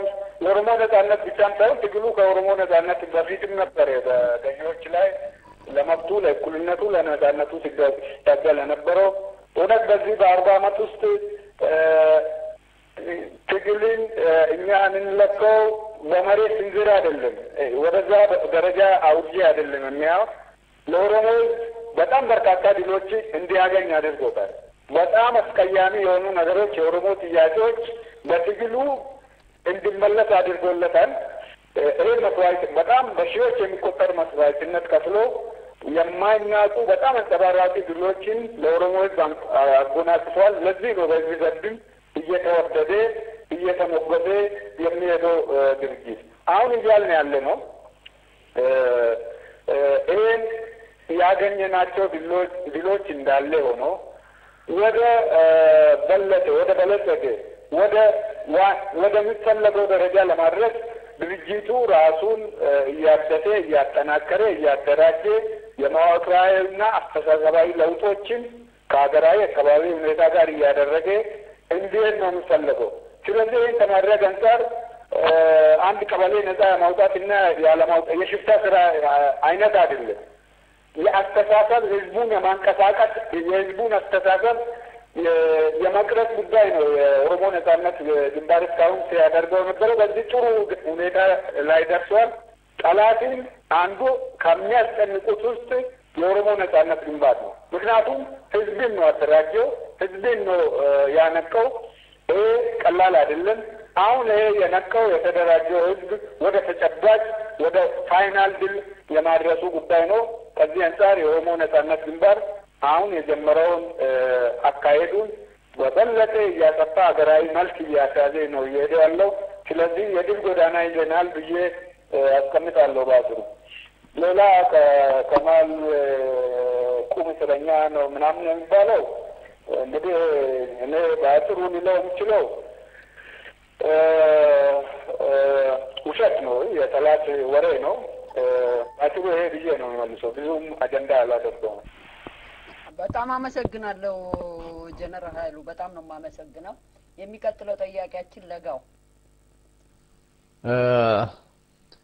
ትልቅ አክብሮት አለ ለእርስዎ። ምክንያቱም በህሊናው የማይፈቅደውን በሀገሩና በህዝቡ ላይ ሲፈጸም አይተው ወያኔን እንጂ አገሩን ባለመክዳቶ ትልቅ አክብሮት አለኝ። የኔ ጥያቄ አጠር ያለ ነው። እንደምታውቁት በኦነግ ውስጥ አሁን በተፈጠረው ትንሽ በአቋም ይሁን በምን ግልጽ እንዲያደርጉልኝ ነው ለሁለት ተከፍሏል የሚባል ነገር አለና አንዳንድ ጊዜ 7 ሰዎች ናቸው ወደዚህ ወደ አንድነት ኃይሉ የመጡት የሚሉ የኦነግ የሚሆኑ የኦሮሞ የሆኑ ሰዎች ወይ ሞገዶቻችን ይናገራሉ። ይሄን በተመለከተ የሚሉ ይመልሳሉ። ያመሰግናለሁ። በመሰረቱ እሱ ዳሉት ወሬ የሚወራው ወሬ ነው። ይሄ ወሬ ነው ብለን ልንነሳ እንችላለን። አሁን 7 ነን 10 ነን ወይም 1000 ነን ሚሊዮን ነን አሁን የቁጥር ጨዋታ እንዲጫወት የሚያደርጉ የወሬ ሰዎች አሉ። በዚህ ኑሮ ፖለቲካ ያደረጉት በመሰረቱ የኦሮሞ ነጻነት ግንባር ከአባላት እስከ አመራር ያለበት የወሰነው ውሳኔ ነው። ይህ ጭንቅ የፈጠረባቸው ሰዎች የሚያወሩት ፕሮፓጋንዳ ነው። አሁን በመሰረቱ ምንድነው አስተሳሰቡ? ምንድነው አላማው? ምንድነው ራዕዩ? ሊቃወሙት ያልቻሉትን ይተውትና ስለ ቁጥር ነው የሚጫወቱት። አንዳንዴ 95 ይሉታ የለም ይላሉ፣ አንዳንዴ 65 ደርሷል ይላሉ፣ አንዳንዴም አሁን ደግሞ ወደ ቁጥር 7 የቁጥር ጨዋታ የልጆች ቃቃ ጨዋታ እየወረዱ ነው። አሁን እኔ የሚችለው ምንድነው አስተሳሰብ ነው። አናቁም ነገር እኔ አሁን የመጀመሪያው ረግጬ የሚናገረው ምንድነው ሁሉም የኦሮሞ ነጻነት ግንባር ወሳኝ የሚባለው ከአመራሩም ከአባላቱም ይሄን አስተሳሰብ የወሰደና አቋሙን አድርጎ የሚታገልበት መሆኑን አትምሬበት ዋና ነገሩ የቁጥር እኛ ብዙ ነን ወይም እነሱ ይሄ ወሬ የሚያወሩ ትንሽ ናቸው ወደሱ ወርጄ ከነሱ ጋር ክርክር አልገጥመው። አስተሳሰብ ነው። አስተሳሰብ ራዕይ ነው። ምንድነው ራዕይ? የኦሮሞ ህዝብ ጥያቄ እንዴት መመለስ አለብን ነው። የኦሮሞ ህዝብ ጥያቄ እንዴት አገራዊ ጉዳይ እናደርግ ነው። የኦሮሞ ህዝብ ጥያቄ የድሮ የገዳ ስርዓት ፕሪንሲፕል እንዴት አስተሳሰባዊ እናደርገው ነው። በትንሽ በጠባብ አስተሳሰብ ከምናካሄደው ይልቅ ትልቅ አስተሳሰብ ክብር ለህዝብ የሚገባው ኦሮሞ ማለት በመሰረቱ ኦሮሞ መጥራት ማለት ኢትዮጵያ መጥራት ማለት ነው። ሌላ ምንም ተአምር የለው። ህዝብ ነው የምንጠራው መሬት አይደለም። ይሄ ደግሞ ህዝብ ደግሞ በጣም የተከበረበትና ለአገሪቱ መቆምን ትልቅ ሚና ተጫወተ ህዝብ ነው። አስተሳሰቡ ይሄ ነው። ዓለምም የሚያየን በዚህ መልኩ ነው። ስለዚህ ይሄ የኦሮሞ ነጻነት ግንባርን አካሄድ የትግል ስልት ወደ ህዝቡና ወደ ሀገራዊ ጉዳይ ለውጦ ወደ ዓለም እንቀላቅለው የሆነ ለግል ጥቅም ብለን ለዛሬ ለነገ ልናድር ብለን ያልሆነ ወይም የማይደረስ የማይጨበጥ ነገር እያኘን ከምንኖር የወደፊት ለኦሮሞ ህዝብ የሚጠቅመው ራዕይ ነው የኦሮሞ ነጻነት ግንባር ሰንቆ እየሄደ ያለው። ስለዚህ ራዕይ መቃወም አይችሉ። ይህን ስለማይችሉ ሞራልም የላቸው አስተሳሰብም የላቸው አሪቆ ስለማያዩት ወደ ቁጥር ጨዋታ ነው የሚገቡትና ወንድሜ የጠየቀኝ ስለጠየቀኝ ነው እንጂ የቁጥር ጨዋታም ዝም ብለን ትተን ልንሄደው እንችላለን። ራዕይ ነው ትልቁ ነገር። ራዕዩ ግን ይሄ ነው። ይሄ መቃወም ስላልቻሉ ነው ወደዚህ ወደ መንደር የቁጥር ጨዋታ ያወረዱት ለማለት ፈልጌ ነው። ኦኬ፣ አመሰግናለሁ ለተሰጠኝ እድል። ወደ ጥያቄ ሄዳለሁ በቀጥታ። ኦነግ አቋሙን ሲቀይር ከአንድነት ኃይሎች አቋም ወይም ከዱሮ የተለየ ምን ምልክት ስላሳዩ ነው? ሌላው በወሰዳችሁት አቋም በኦሮሞ ምሁራንና ህዝብ ዘንድ ከፍተኛ ተቃውሞ እየተሰማ ነው። ይሄ ለምን ሆነ? እናንተስ እንደገና አቋማችሁ ሰጡኝ ወይም እኔ ነበር ይሰማል? እሺ፣ እግዚአብሔር ይስጥልኝ። እኔ እንኳን የምጠይቀው ማለት ጥያቄም የለኝም፣ ግን ወንድሞቼ ለወሰዱት አቋም ያለኝን ታላቅ አክብሮት ለመግለጽ እድሉን ለመጠቀም ብዬ ነው። ዱራን ዱርሴ ሰገሌ ኮን አገሰ ዮታቴ ሲንገለቴፈቹን በርባዳው ቦሌሰ ኮ ጀነራል ጎንፋ። እሺ፣ ከሁሉ አስቀድሜ የወሰዳችሁትን ድንቅ አቋም ከሚያደንቁት የኢትዮጵያ ልጆች አንዱ ነኝ። ይህንን በማድረጋችሁ ኦኤልኤፍ ለአመታት ይዞት የነበረውን የፖለቲካ ዶግማ በመስበር ከአንድነት ኃይሎች ጋር እንዲሰራና የኦሮሞ ጥያቄ የዲሞክራሲ ጥያቄ፣ የኦሮሞ ጥያቄ የልዕልና ጥያቄ፣ የኦሮሞ ጥያቄ የህግና የፍትህ የርትዕ የእኩልነት ጥያቄ መሆኑን ተቀብላችሁ ኦኤልኤፍ ለአመታት ይዞ የቆየውን ዶግማ የፖለቲካ አቋም በመለወጥና ከአንድነት ኃይሎች ጋር ከዲሞክራቲክ ኃይሎች ጋር ለመስራት በመወሰናችሁ ከልብ የመነጨ ምስጋና ላቀርብላችሁ እወዳለሁ። ቅድም ሰው እንደገለጹት የቲፒኤልኤፍ እድሜ ሊራዘም የቻለው ኦኤልኤፍ ይዞት የነበረውን የዶግማ አቋም አንድ ትልቅ አስተዋጽኦ እንዳደረገ ሁላችንም እናስታውሳለን። ይህንን ዶግማ ሰብራችሁ የኦሮሞ ጥያቄ ከሌሎች ኢትዮጵያውያን ጥያቄ የተለየ አለመሆኑን ተቀብላችሁ ለዲሞክራሲ ለነጻነትና ለህግ ልዕልና ከሚታገሉት ወንድሞቻችሁ ጋር ለመቆም በመወሰናችሁ እንኳን ደስ ያላችሁ፣ በርቱ፣ ተበራቱ እላለሁ። አመሰግናለሁ። ጥያቄ የለኝም። ለሰጡን አስተያየት ትልቁ ነገር ግለሰቦች አንድ ነገር ይላሉ፣ ከግብ ለማድረስ ሁላችንም አብረን እንስራ።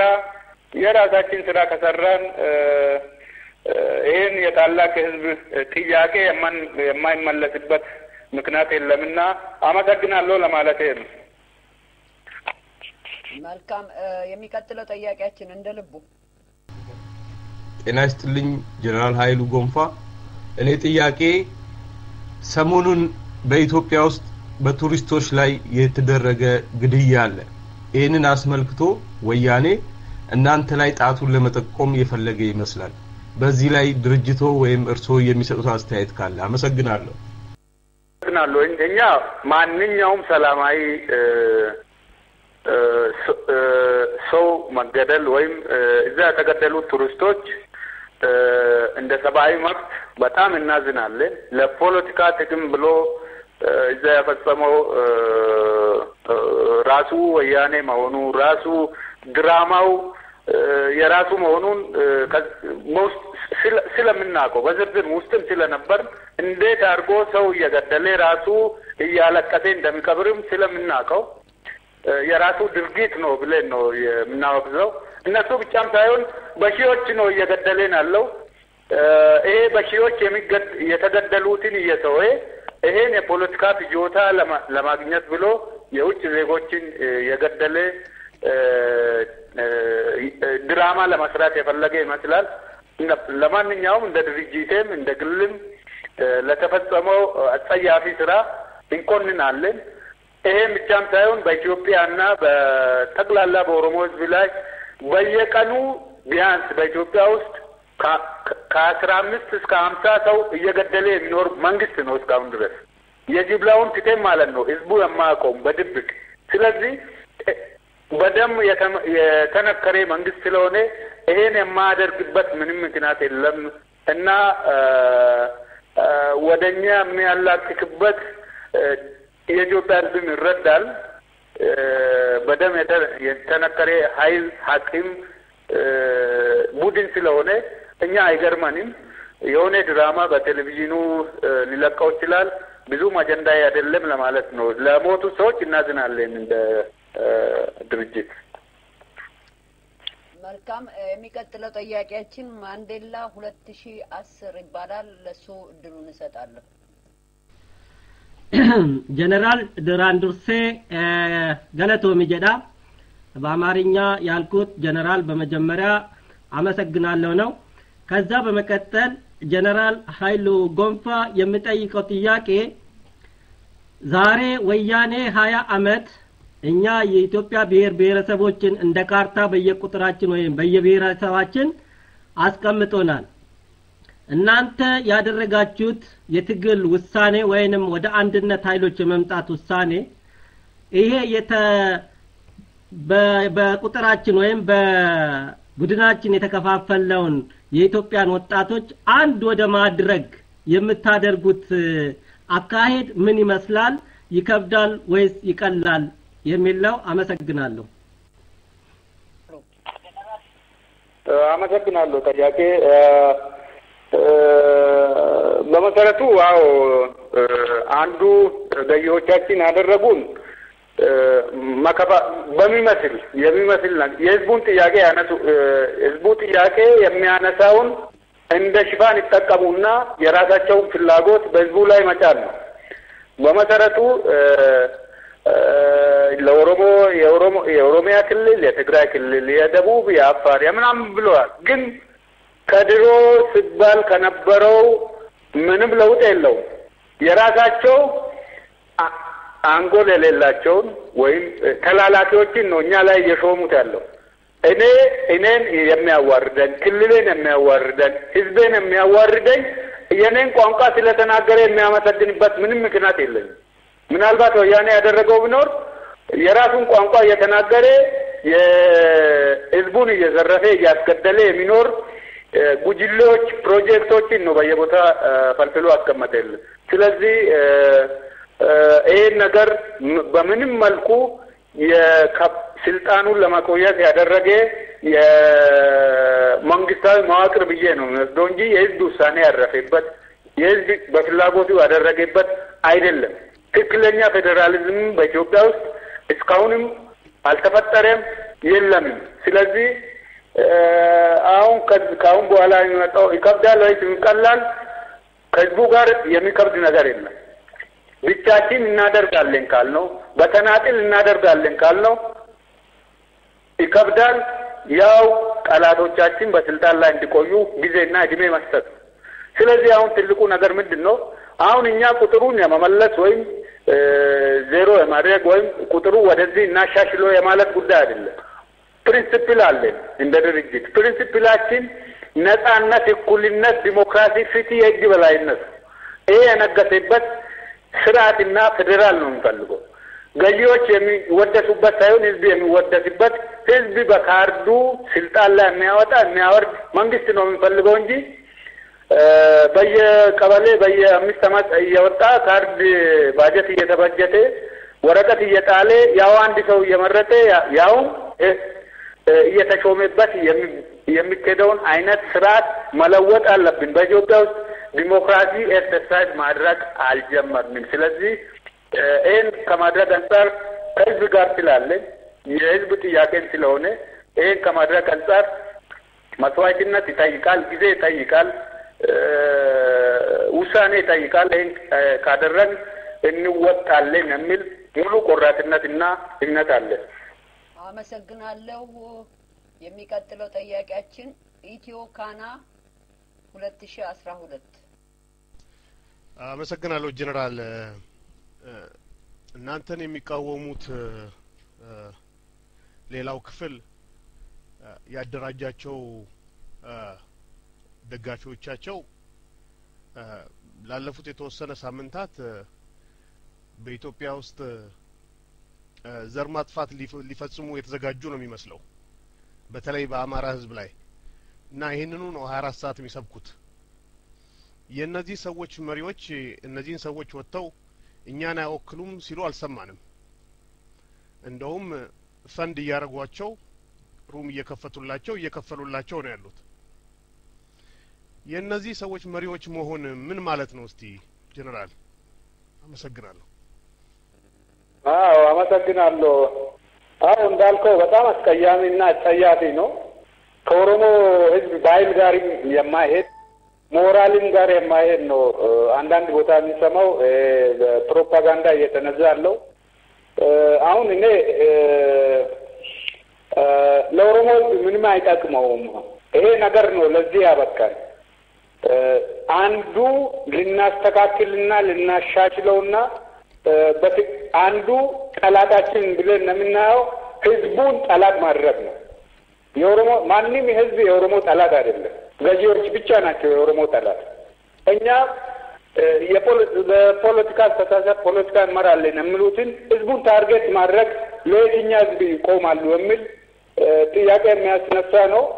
ህዝቡም የጠላው የኦሮሞ ህዝብም የጠላው የሰለቸውም ይሄ አስተሳሰብ በሁለቱም በኩል ኦሮሞ ህዝብን ጠላት ያደረገ የኦሮሞ ህዝብ ስም እየጠቀሱ ሌላ ህዝብን ጠላት ያደረገን የጠላት ደጋፊ ከመሆን ምንም ሌላ ሊባል አይችልም።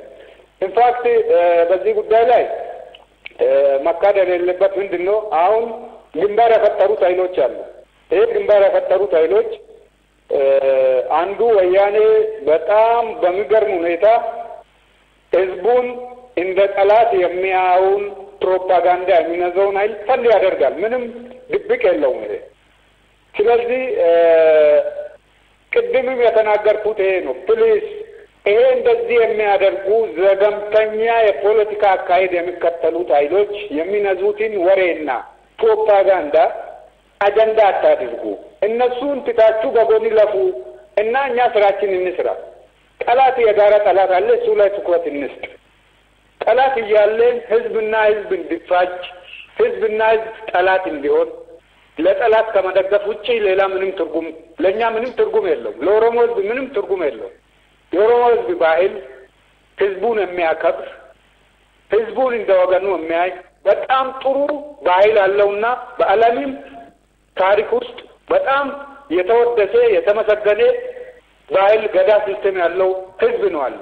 ስለዚህ በድሮም በ16ኛው ክፍለ ዘመንም የኦሮሞ ህዝብ ማንኛውንም ህዝብ ጠላት አድርጎ አክብሮት እንደ ህዝብ ተቀብሎት እንደ ህዝብ የራሱ ወገን አድርጎት እንደ ህዝብ እንደውም ጉዲፈቻ የሚባል አሁን በኢትዮጵያ ቋንቋ ውስጥም ገብቶ ያለው ከኦሮሞ ገዳ ሲስተም ድራይቭ የተደረገ ነው። ይሄን ነገር ያልተረዱ ሰዎች አሉ። ይሄን በዚህ የማይገዙ ኃይሎች አሉ እና ግለሰቦች ናቸው እና እነሱ የእነሱን የፕሮፓጋንዳ ሰለባ መሆን የለበትም። ስፔሻሊ የሚባሉት ሌሎች ህዝቦች ይሄ ነገር የሚሉት ኃይሎች በጣም ጥቂቶች፣ ግን ጥቂቶች ስንል በጣም መርዛማ የሆነ ፕሮፓጋንዳ የሚነዙትን ኃይሎች አጀንዳ አታርጉት ፕሊዝ። እኛ የጋራ ጠላት አለን እሱ ላይ ትኩረት እንስጥ ይሄ አስተሳሰብም ጠላታችን ነው ብለን ነው እኛ ፈርጀን እያለፍን ያለን እንደ ኦሮሞ ህዝብ ለማለት ነው የኦሮሞ ህዝብን አስተሳሰብ የሚወክሉ ኃይሎች አይደሉም ዘገምተኞች ናቸው ብለ ማለፉ ነው ጥሩ አመሰግና ቀጥለው ጥያቄያችን ለሱ እድል ሰጣለሁ ኦፊን ቦና አንድ እንወዳለን ሁሉም ነን ያደረጋችሁት ላደረጋችሁት ሁሉ ከናንተ ጋር ተለፈን ማንኛውንም አይነት ድጋፍ እንሰጣችኋለን በርቱበት አንድነታችን ኃይላችን ነው እንወዳለን love you forever በርቱ ተበራቱ እወድሃለሁ መልካም እድልሃለሁ ቻው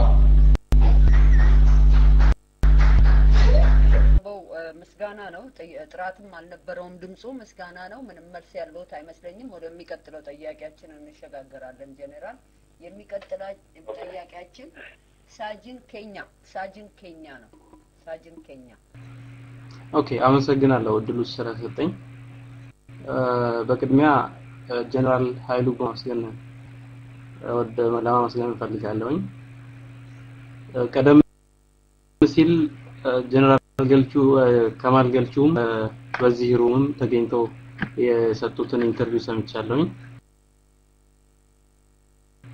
እጅግ በጣም ብስለት የተሞላ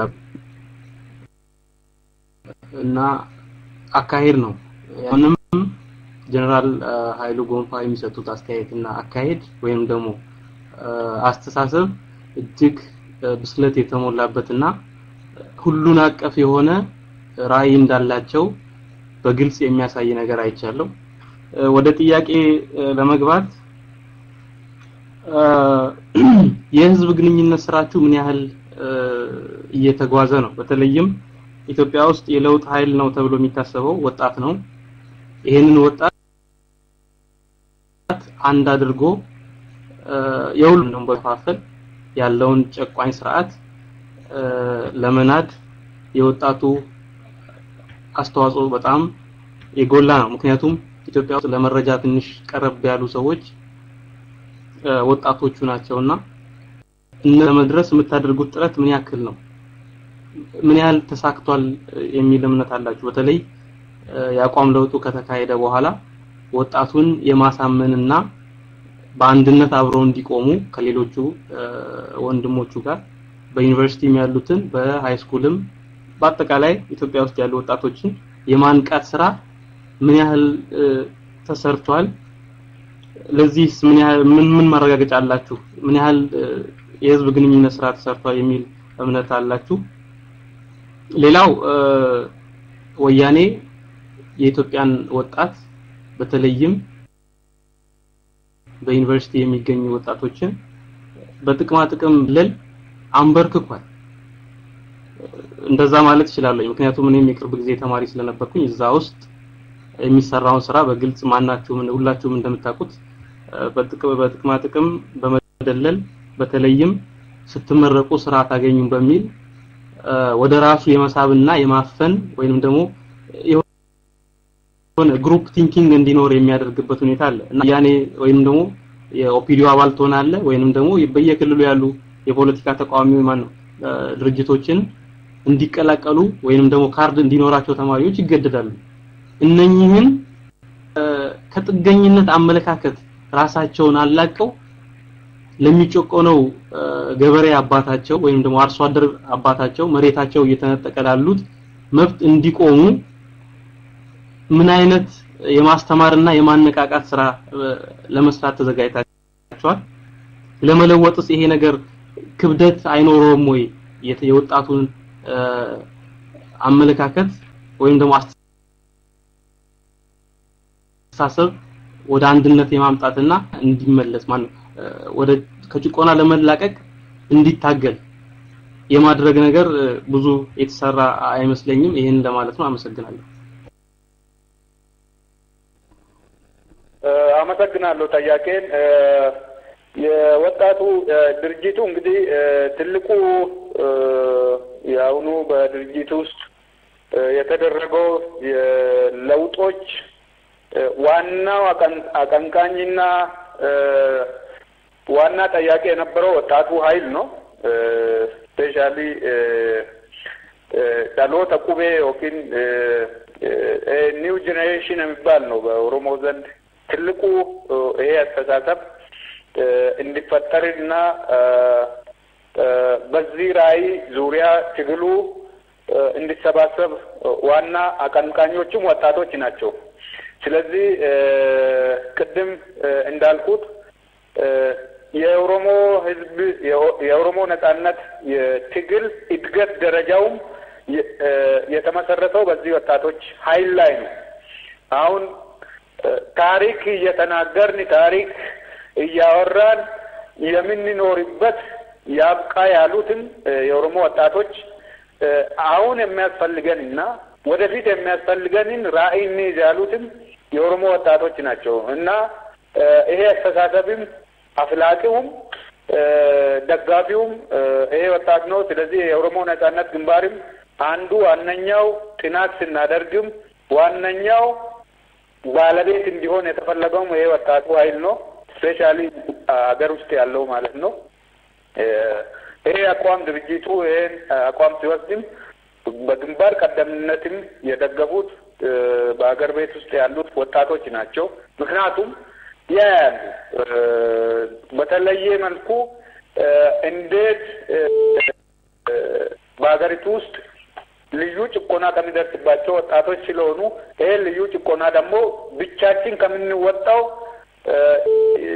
እንደ ህዝባችን የጋራ ኃላፊነት ወስደን ከሌሎች መሳይ ወጣቶች ጋር ተባብረን ይሄን መብት አልባ ያደረገን ስርዓት ለመጣል ይሄ ራዕይ መያዙ ትክክለኛና ወቅታዊና ጊዜው ነው ብሎ ድጋፋቸውን የገለጹት ወጣቶች ናቸው። ስለዚህ የንቅናቄውም ወይም የአሁኑ የኦሮሞ ነጻነት ግንባር አዲሱ ፕሮግራም መፍለቅ ወይም መወለድ ዋና ባለቤቱ ወጣት ነው ለማለት ፈልጌ ነው። ሁለተኛ ጥያቄ ያነሳው በኢትዮጵያ ውስጥ በተለያዩ ጥቅማጥቅሞችና ድራጀቶችን ወጣቶችን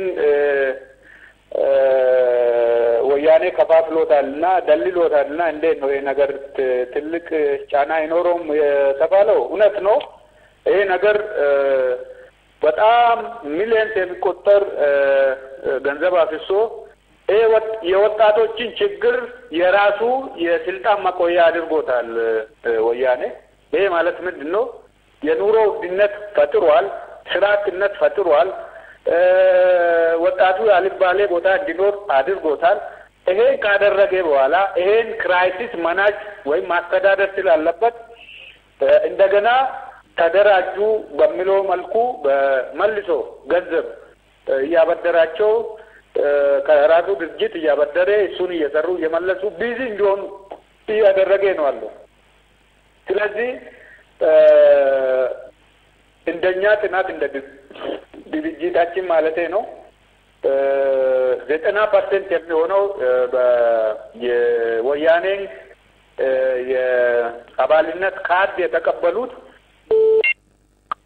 የኢኮኖሚ ጥያቄ ብቻ ስለሆነ የመኖር ያለመኖር ጥያቄ ስለሆነ ብቻ እንጂ እንስራ ግን ልባችን እምነታችን ሊገዛን አይችልም ብሎ የተቀመጡት ወጣቶች ናቸው በኢትዮጵያ ውስጥ ያለው። ማንኛውም ኢቭን በመንግስት ሰራተኛ ውስጥም ያሉ በትላልቅ መዋቅር ውስጥም ሳይቀሩ ገንዘብ እንቀበል ግን ልባችን በገንዘብ አንሸጥም፣ አልገዛም፣ አባል አልሆንም የሚል አስተሳሰብ ነው ያለው ታሪክም ይሄ ነው። ምክንያቱም እኔ በመከላከያ ሰራዊት ውስጥ ነበርኩና ከፍተኛ ቦታ ላይ ነበርኩና ጥሩ ምቾት ነበረኝ፣ ጥሩ ኑሮ ነበረኝ።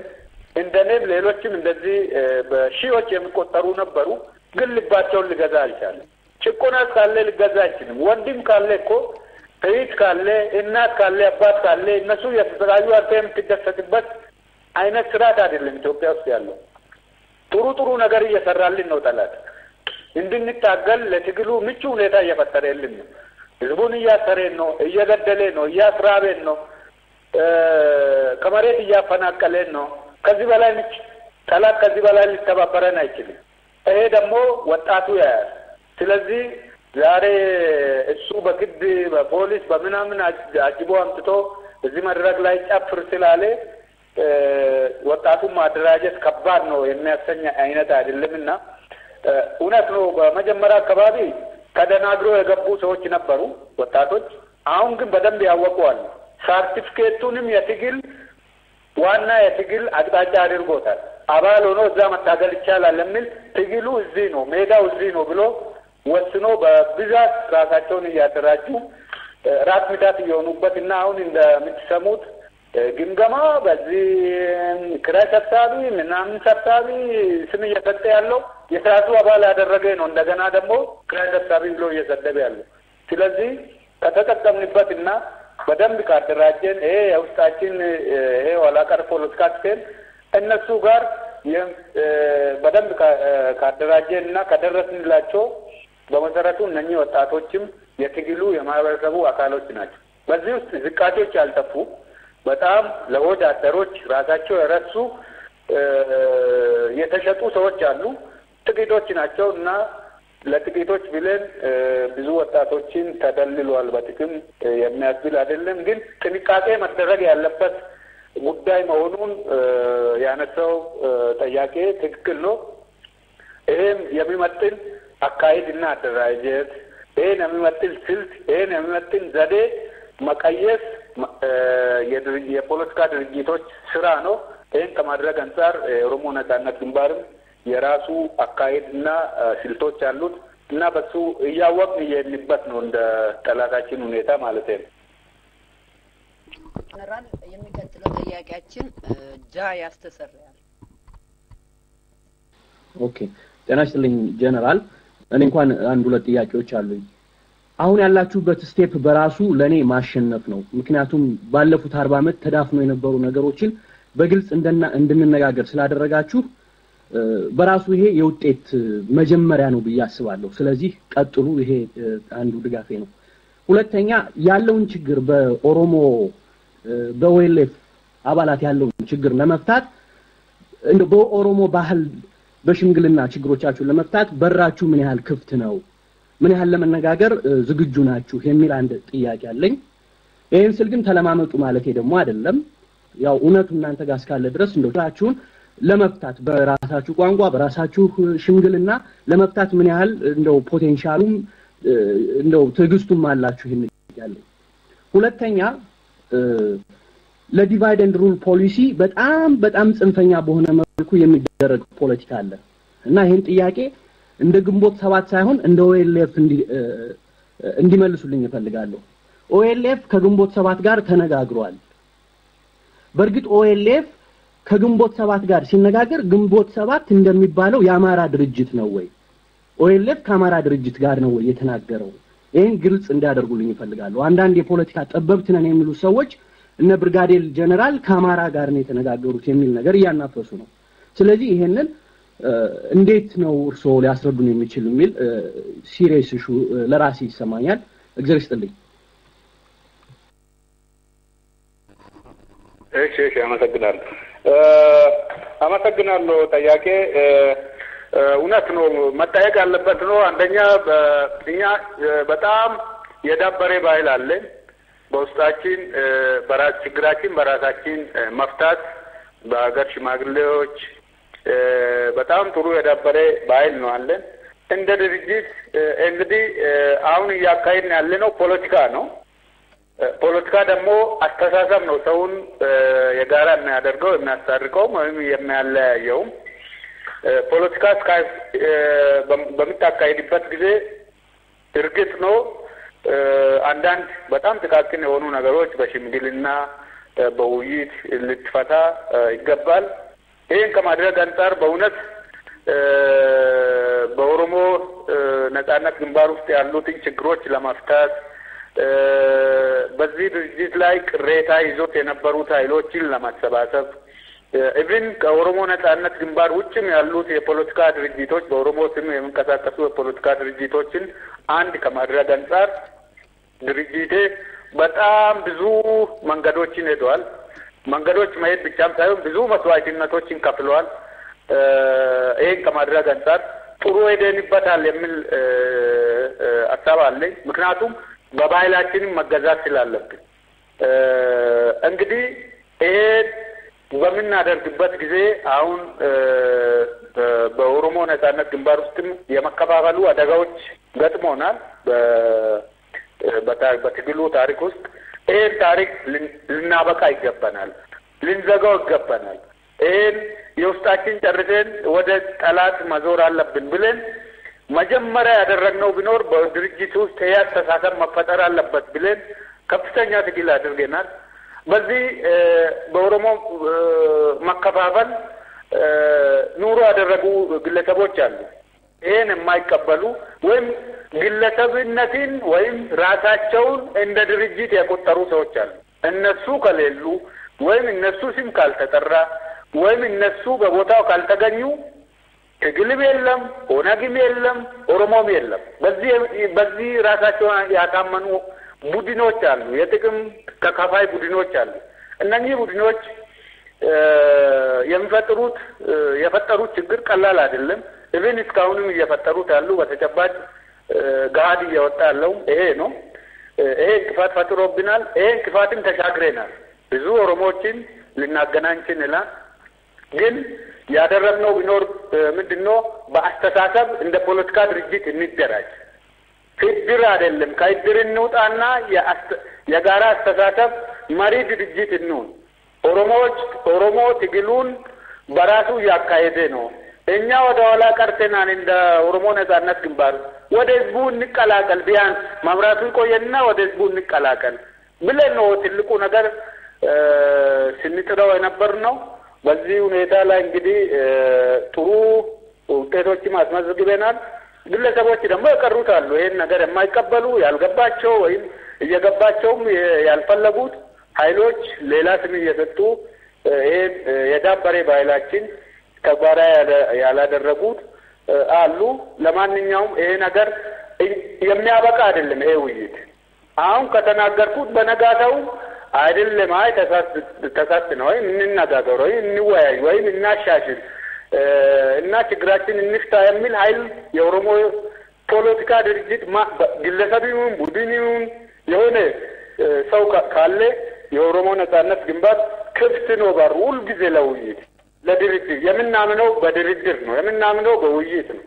የምናምነው በግለሰብ አይደለም። የምናምነው በቡድን አይደለም። የምናምነው በራዕይ ነው። የምናምነው በአስተሳሰብ ነው። ስለዚህ ከዚህ አንጻር ራሳችን ልናሻሽለው እንችላለን የሚል የኦሮሞ ነጻነት ግንባር ሁልጊዜ ለዚህ ክፍት ያለው መሆኑን ልገልጽልህ ለወንድሜ ልገልጽ እወዳለሁ። ሁለተኛ ቅድም ተናግራለሁ ወንድሜ፣ የግንቦት ሰባት ጉዳይ ለምን ከኦሮሞ ነጻነት ጋር ሊያያይዙ እንደፈለጉትም በጣም የሚገርመኝ ይሄ ነው። ሰርፕራይዝ ያደረገንም ይሄ ነው። ምክንያቱም እኛ ራሳችን መዋቅር አለን፣ የራሳችን ፕሮግራም አለን፣ የራሳችን አወቃቀር አለን። የፖለቲካ ይሄን አካሄድ አሁን ከሚያነሱት ሰዎች እዛ ፊቴ ናቸው። ከአባላቱ ወስኖባቸው ከተለያየን 3 ዓመት ነው። 3 ዓመት አድርገን እያለን ለምን እንደሚጣበቁብንም ሊገባን አልቻለም። ለምን ክልል እንደሚያደርጉን ሊገባን አልቻለም። እኛ ስላደረግን ሳይሆን ብናደርግም ከኛ ጋር ምንም ግንኙነት የላቸውም። ስለኛ ሊያነሱም አይገባም። እኛ የራሳችን ድርጅት የመዋቅር አመራር ያለን አካል ነን። ስለዚህ ለምን እንደሚጣበቁም ስራ እንዳደረጉም አልገባኝም። ስራ ይሄ አልነበረ መሆን የነበረበት አስተሳሰብን መቃወም፣ አስተሳሰብ ትክክል አይደለም ብሎ አማራጭ ወይም ፕሩፍ ማድረግ አማራጭ ማቅረብ ነው። ይሄን ማቅረብ አልቻሉምና ወደ ሌላ መላከክ ሆነ። በኦሮሞ ታሪክ ውስጥ በመሰረቱ ኦሮሞ በሰው ላይ መላካችን ባህል የለውም። ከየት እንደመጣም አልገባንም። ባህሉ እንደዛ አይነት ባህል የለውም። ማላካችን ሀቅ መናገር ነው እንጂ ውሸት መናገር ባህሉም አይደለም። ስለዚህ ግለሰቦች ያልኩትም እንለፍ ያልኩትም ይሄ ነው። ሌላ ግንቦት ሰባት የአማራ ድርጅት ነው የሚለው እኔ ለምን እንደ ህዝብ ሰውን አንስቶ እንደ ህዝብ የህዝቡን ጠላት እንደሚያደርጉም ለዚህ ነው የፖለቲካ ዘገምተኛ አስተሳሰብ ነው ያልኩት ቅድም። ይሄን ነገር አጀንዳ አታርጉት ያልኩትም ይሄ ነው። ግንቦት ሰባት የራሱ ሊመልሰው ይችላል። እንደ ድርጅታችን ግንቦት ሰባት የራሱ ራዕይ ያለው የራሱ አካሄድ ያለው ድርጅት ነው። በእውነቱ አንዱ ከኢትዮጵያ ፖለቲካ ኃይሎች የምናደንቀው አንዱ ግንቦት ሰባት ነው። ምክንያቱም ራዕዩ የኢትዮጵያ የግለሰቦች ከምትሆን የአንዱን ሀቅ አውቆ ፍትህ፣ እኩልነት የነገሰበትን የህዝቦች ሀገር እንገነባለን። ይሄ በፕሮግራሙ ላይ የሚነበበው ይሄ ጥሩ ነው። ይሄ አፕሪሺየት መደረግ አለበት። ይሄ ግንቦት ሰባትን ነው የሚያውቀው እንጂ ይሄ ድርጅት የአማራ ነው ወይ የትግሬ ነው ወይ የአፋር ሶማሌ አይዶን ነው የሁሉም መሆኑን ነው ግንቦት ለኢትዮጵያ ፕሮግራሙ ላይ ግልጽ አድርጎ አስቀምጠዋል። ስለዚህ እኔ በዚህ ጉዳይ ላይ ለምን ውጅንብር ሊፈጥሩ ለኦሮሞ ጠላት እንደሚያበዙ አልገባኝም። እኛ ትግሉን ከግብ የምናደርሰው ከኦሮሞ ህዝብ ላይ ጠላት እንቀንስ ነው። በኦሮሞ ህዝብ ላይ ጠላት እያበዛችሁ ይሄን ታላቅ ህዝብ ዘገምተኛ አታርጉ ነው ጥያቄያችን። ከዚህ እንውጣ ነው። ስለዚህ ወንድም የጠየቀኝ ምንድን ነው እኛ እንደ ኦሮሞ ነጻነት ግንባር አማራም ይሁን ትግሬም ይሁን ሶማሌም ይሁን ደቡቡም ወላይታውም የኦሮሞ ጠላት አይደለም፣ ወገን ነን። የጋራ ጠላት አለን ብለን እናምናለን። ይህም የማያምኑ ሰዎች በጣም የፖለቲካ ዘገምተኛ ያለባቸው ሰዎች ቅድም እንዳልኩት ብሔርን ከብሔር የሩዋንዳ አይነት ቅስቀሳ እያደረጉ ነው እና እናፍርበታለን። ግን ህዝቡ ስላወቀ የኦሮሞ ህዝብ ስላወቀ ብዙ መጀመሪያችን አይደለም ሌላም ሰርፕራይዝ መሆን የለበትም። ይሄን ለመመለስ ብሎ መጣር የለበትም። ጊዜውን ማጥፋት የለበትም የሚል መልእክት ነው ደጋግሜ እየተናገርኩ ያለው። አመሰግናለሁ ጀነራል ኃይሉ አመሰግናለሁ። የሚቀጥለው ጥያቄያችን አነስታይ ጾታ ናት። አዋሽ ማይክን ላንቺ። ብርጋዴር ጄኔራል ኃይሉ እንኳን ደህና መጡ። እኔ አንድ ጥያቄ አለኝ። እሱም አንድ ሀገር ውስጥ የሰው ልጅ መብት ሁሉ የሚታፈነው የማይከበረው ዴሞክራሲ ሲጠፋ ነው አንድ ሀገር ውስጥ። ስለሆነም የኦሮሞ ህዝብ መብቱ ያልተከበረው ዴሞክራቲክ እውነተኛ ዴሞክራቲክ ኢትዮጵያ ስለሌለች ነው። ይህን ተገንዝባችሁ ነው ወይ የአቋም ለውጥ ለማድረግ የበቃችሁት? የዴሞክራሲ ትግል ደግሞ ህብረት ስለሚጠይቅ ይህን ተመርኩዛችሁ ነው ወይ የትግል ህብረት ለማድረግ የተነሳሳችሁት? እቺን ሁለት ጥያቄ መልሱልኝ። አመሰግናለሁ። አመሰግናለሁ። ጥያቄ እውነት ነው። ለዲሞክራሲ ለሁሉም መፍትሄ ነው። ዲሞክራሲ የሌለበት እድገት የለም፣ ልማት የለም፣ ማንኛውም የህዝብ መብት የሚባል ነገር የለም። በኢትዮጵያ ውስጥ በታሪክ ደግሞ እስካሁን እኛ አልታደልንም። ለዚህ አባቶቻችን አያቶቻችን ለዲሞክራሲ አልታደሉም። እንደተዋረዱ ዲሞክራሲ እንደጠማቸው ሞቶ እኛ ወልዶ ለዚህ አድርሰናል። እኛም ምንም ዲሞክራሲ በሌለበት ልጆች ወልደን እያሳደግንበት ነው። ስለዚህ ጠያቄ እንዳለችውን ዋናው ትልቁ ነገር እንደ ስርዓት እንደ ሲስተም በኢትዮጵያ ውስጥ ዲሞክራሲ መገንባት ነው። ዲሞክራሲ የሚባለው የህዝብ የበላይነት ነው። ሌላ ምንም ህዝብ ያለው መስማት ነው። ሀገሪቱን የህዝብ ማድረግ ነው። የግለሰቦች ዝና የሚዘመርበት የሚነገርበት ልቦለድ ታሪክ እንደ ታሪክ ተደርጎ ከግራውም ከቀኝም የሚሰበክበት አገር እንርሰውና የህዝቦች ታሪክ ያለበት ሀገር እናድርገው። ይሄ ደግሞ ለማድረግ ዲሞክራሲ ነው ዋና የሚያስፈልገንና ከዚህ አንጻር በኢትዮጵያ ውስጥ ዲሞክራሲ ከነገሰ ካለ ህዝቦች የሚለያዩበት፣ ህዝቦች የሚጠራጠሩበት፣ ህዝቦች ሁልጊዜ በጥርጣሬ እርስ በርሳቸው ጠላት አድርጎ የሚኖሩበት ምንም ምክንያት ጥያቄ የላቸው። የዚህ ጥያቄ አንድና አንድ አባቴም እናቴም የእናንተም አባት እናቴም የሚፈልገው ነጻነት ነው፣ ዲሞክራሲ ነው፣ ፍትህ ነው። ይሄ ካገኘ ሰው ስራውን ይሰራል። ይሄ ካገኘ ሰው የሚፈልገውን ይሾማል፣ የሚፈልገውን ያወርዳል። ይሄ ያለበትን ኢትዮጵያ በታሪካችን ከተቋቋመችበት ጊዜ ጀምሮ አልታደልም። ይሄን ከማምጣት አንጻር እንደ ራዕይ የጋራ አስተሳሰብ ይዘን ከሄድን ይሄን ኢትዮጵያ ለሁላችን የምትሆን እውን እናደርጋለን የሚል ነገር አለን። ይሄ መረዳትን ብቻም ሳይሆን በፕሮግራማችን ላይ አስቀምጠን ሄድን መሆኑን ነው ባጭሩ ልል የምችለው። እንደምን አመሻችሁ። ይሰማል ወይ? ይሰማል።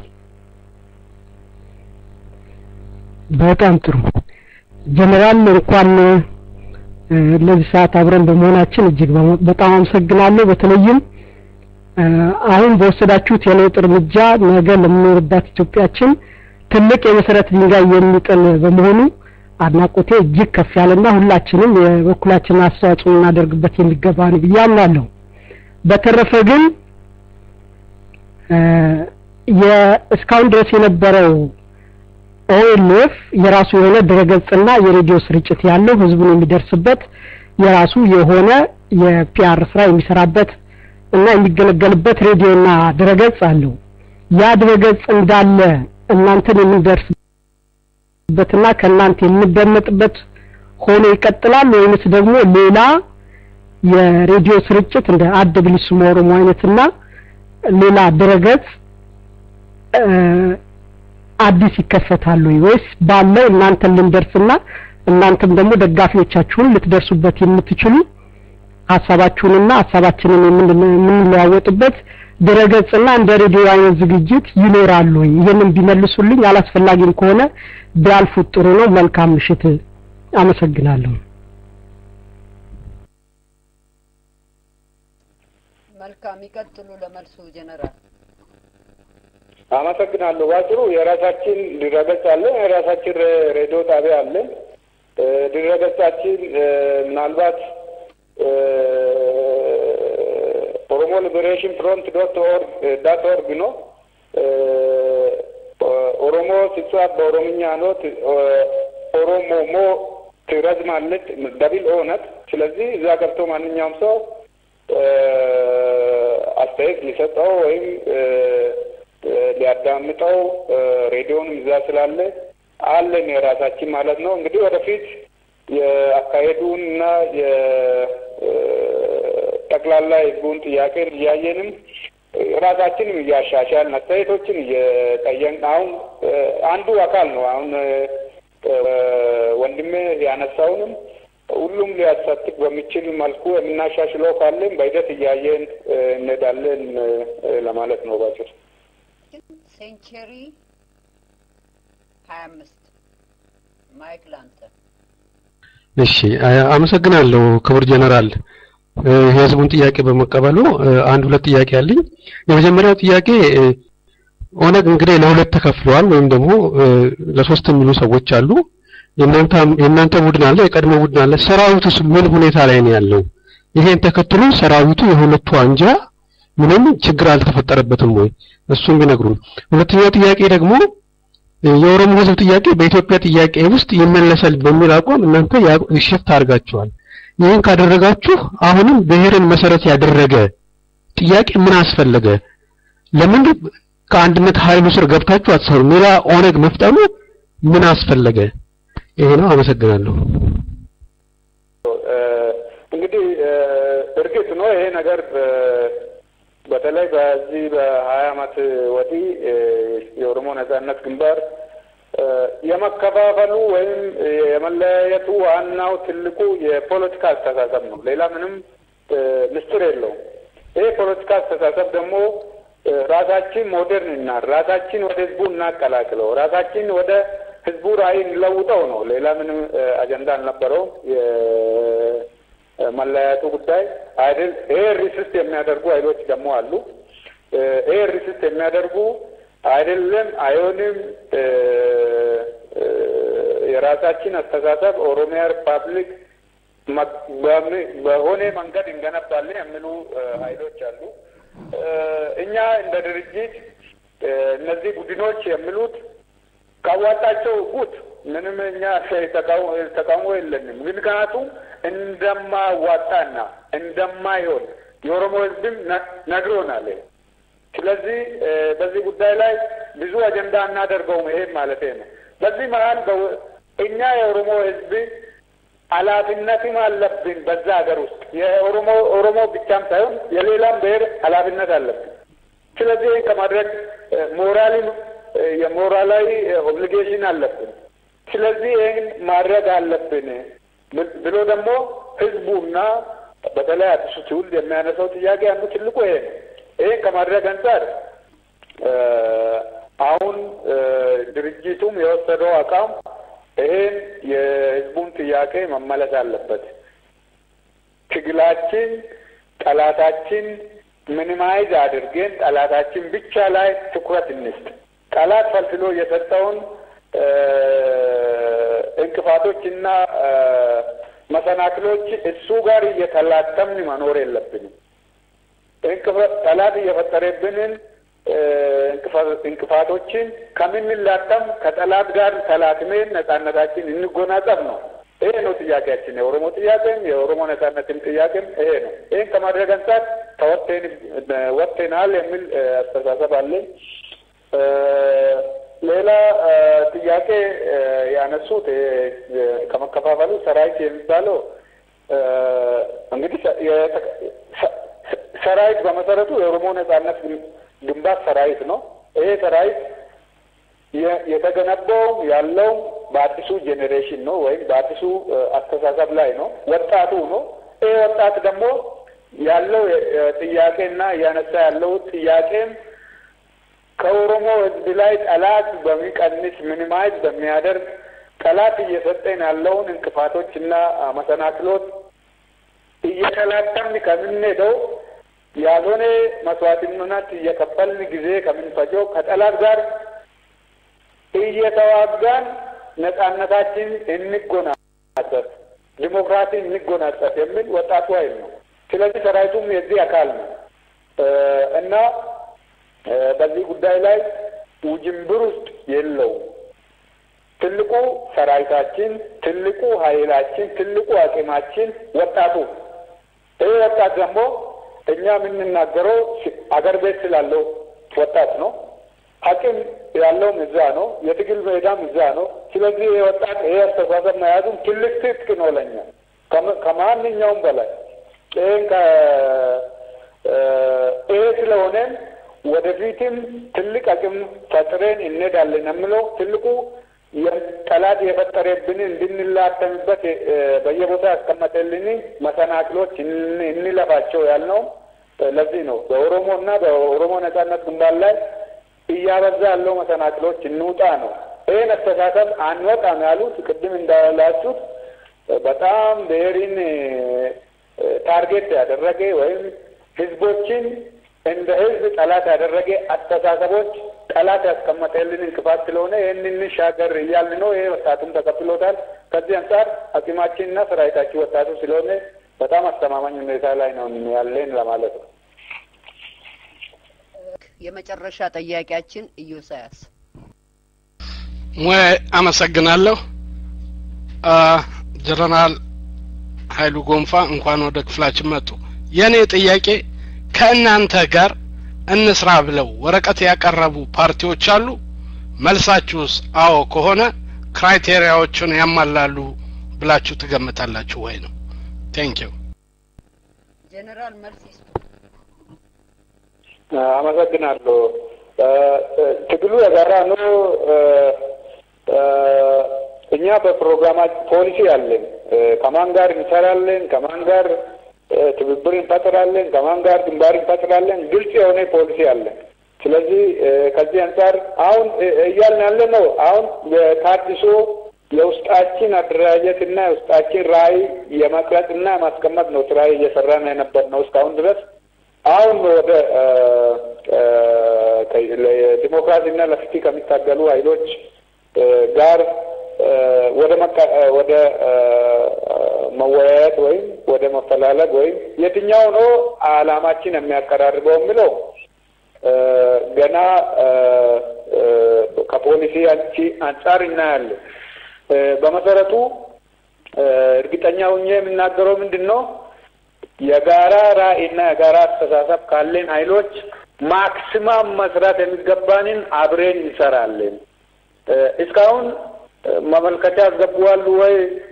አሁን በዚህ ፓብሊክ መናገሩ አስፈላጊ አይደለም። ምክንያቱም ውጤት ነው መናገር የሚያስፈልገን እንጂ ማን ነው አብረን እንስራለን፣ ማን ነው ኮሚኒኬት እያደረጋችሁ ያለው፣ ማን ነው ይሄ ጊዜም ወቅቱም ስላልሆነ እንደማይቀየሙኝ እርግጠኛ ነኝ። ስለዚህ ውጤቱን ብናገር ይሻለኛል ጅምሩ ከመናገር ይልቅ ለማለት ነው። አመሰግናለሁ። መልካም ጀነራል፣ በመጨረሻ ላይ በጽሁፍ አንድ ጥያቄ ቀረበልኝ አለ። እንደሚያውቁት መቼም የተደበቀ ነገር የለም። በኤርትራ በጎረቤት ሀገር ያሉ የወያኔ ተቃዋሚ ድርጅቶች አሉ። ከነሱ ጋር ያላችሁ ግንኙነትና መቀራረብ ምን ያህል ነው? መልስ መስጠት ከፈቀዱ። አመሰግናለሁ። እኔ ፖሊሲያችን ነው ሊገልጽ የሚችለው። ፖሊሲያችን ከማንኛውም ለፍትህ ለእኩልነት የሚታገል የትም ቦታ ይኑር አብረን ለመስራት ለመተባበር ለመወያየት የጋራ ጠላታችን ላይ ትኩረት ለመስጠት ዝግጁ ነን የሚል ግልጽ ፖሊሲ ስላለን እዚህ በዚህ ኤርትራ አካባቢ ያሉ ሚውል ሌላ ቦታ እኔ ኬንያ ነው ያሉ፣ ኤርትራ ነው ያሉ፣ ሱዳን ነው ያሉ ይሄን ሊለው ወይም ሊገልጾ የሚችልበት ደረጃ አሁን አስፈላጊ አይደለም።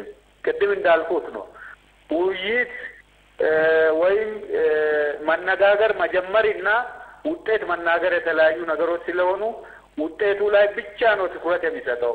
እኛ አብረን የምንሰራው ግን በእኩልነት በፍትህ በነጻነትና በዲሞክራሲ በሚያምኑ የትም ቦታ ካሉ ኃይሎች ጋር እንሰራለን።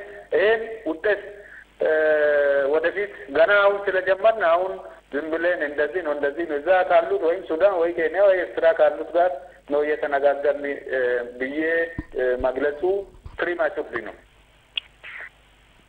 አመሰግናለሁ። ብርጋዴር ጀነራል ኃይሉ ጎንፋ ከልብ በጣም አመሰግናለሁ። ጥሪያችንን በአጭር ጊዜ ውስጥ ተቀብለው ይሄን በአይምሮአችን ውስጥ የሚብሰለሰለውን ጥያቄ በድርጅቱ በኦነግ ላይ ያለንን አመለካከት መልስ ለመስጠት ፈቃደኛ ሆነው ወደ ሩማችን በመምጣቶ ከልብ በጣም አመሰግናለሁ። ወደፊትም እንዲህ አይነት በአይምሮአችን የሚመላለስ ጥያቄ ካለ መልስ እንደሚሰጡን ተስፋ እናደርጋለን። ለቀረበልዎ ጥያቄ ሁሉ አስተማሪነትን፣ ጨዋነትን፣ ኢትዮጵያዊ ባህልነትን በተመረኮዘ መልኩ መልስ በመስጠቱ ደግሞ ከልብ እናደንቃለን።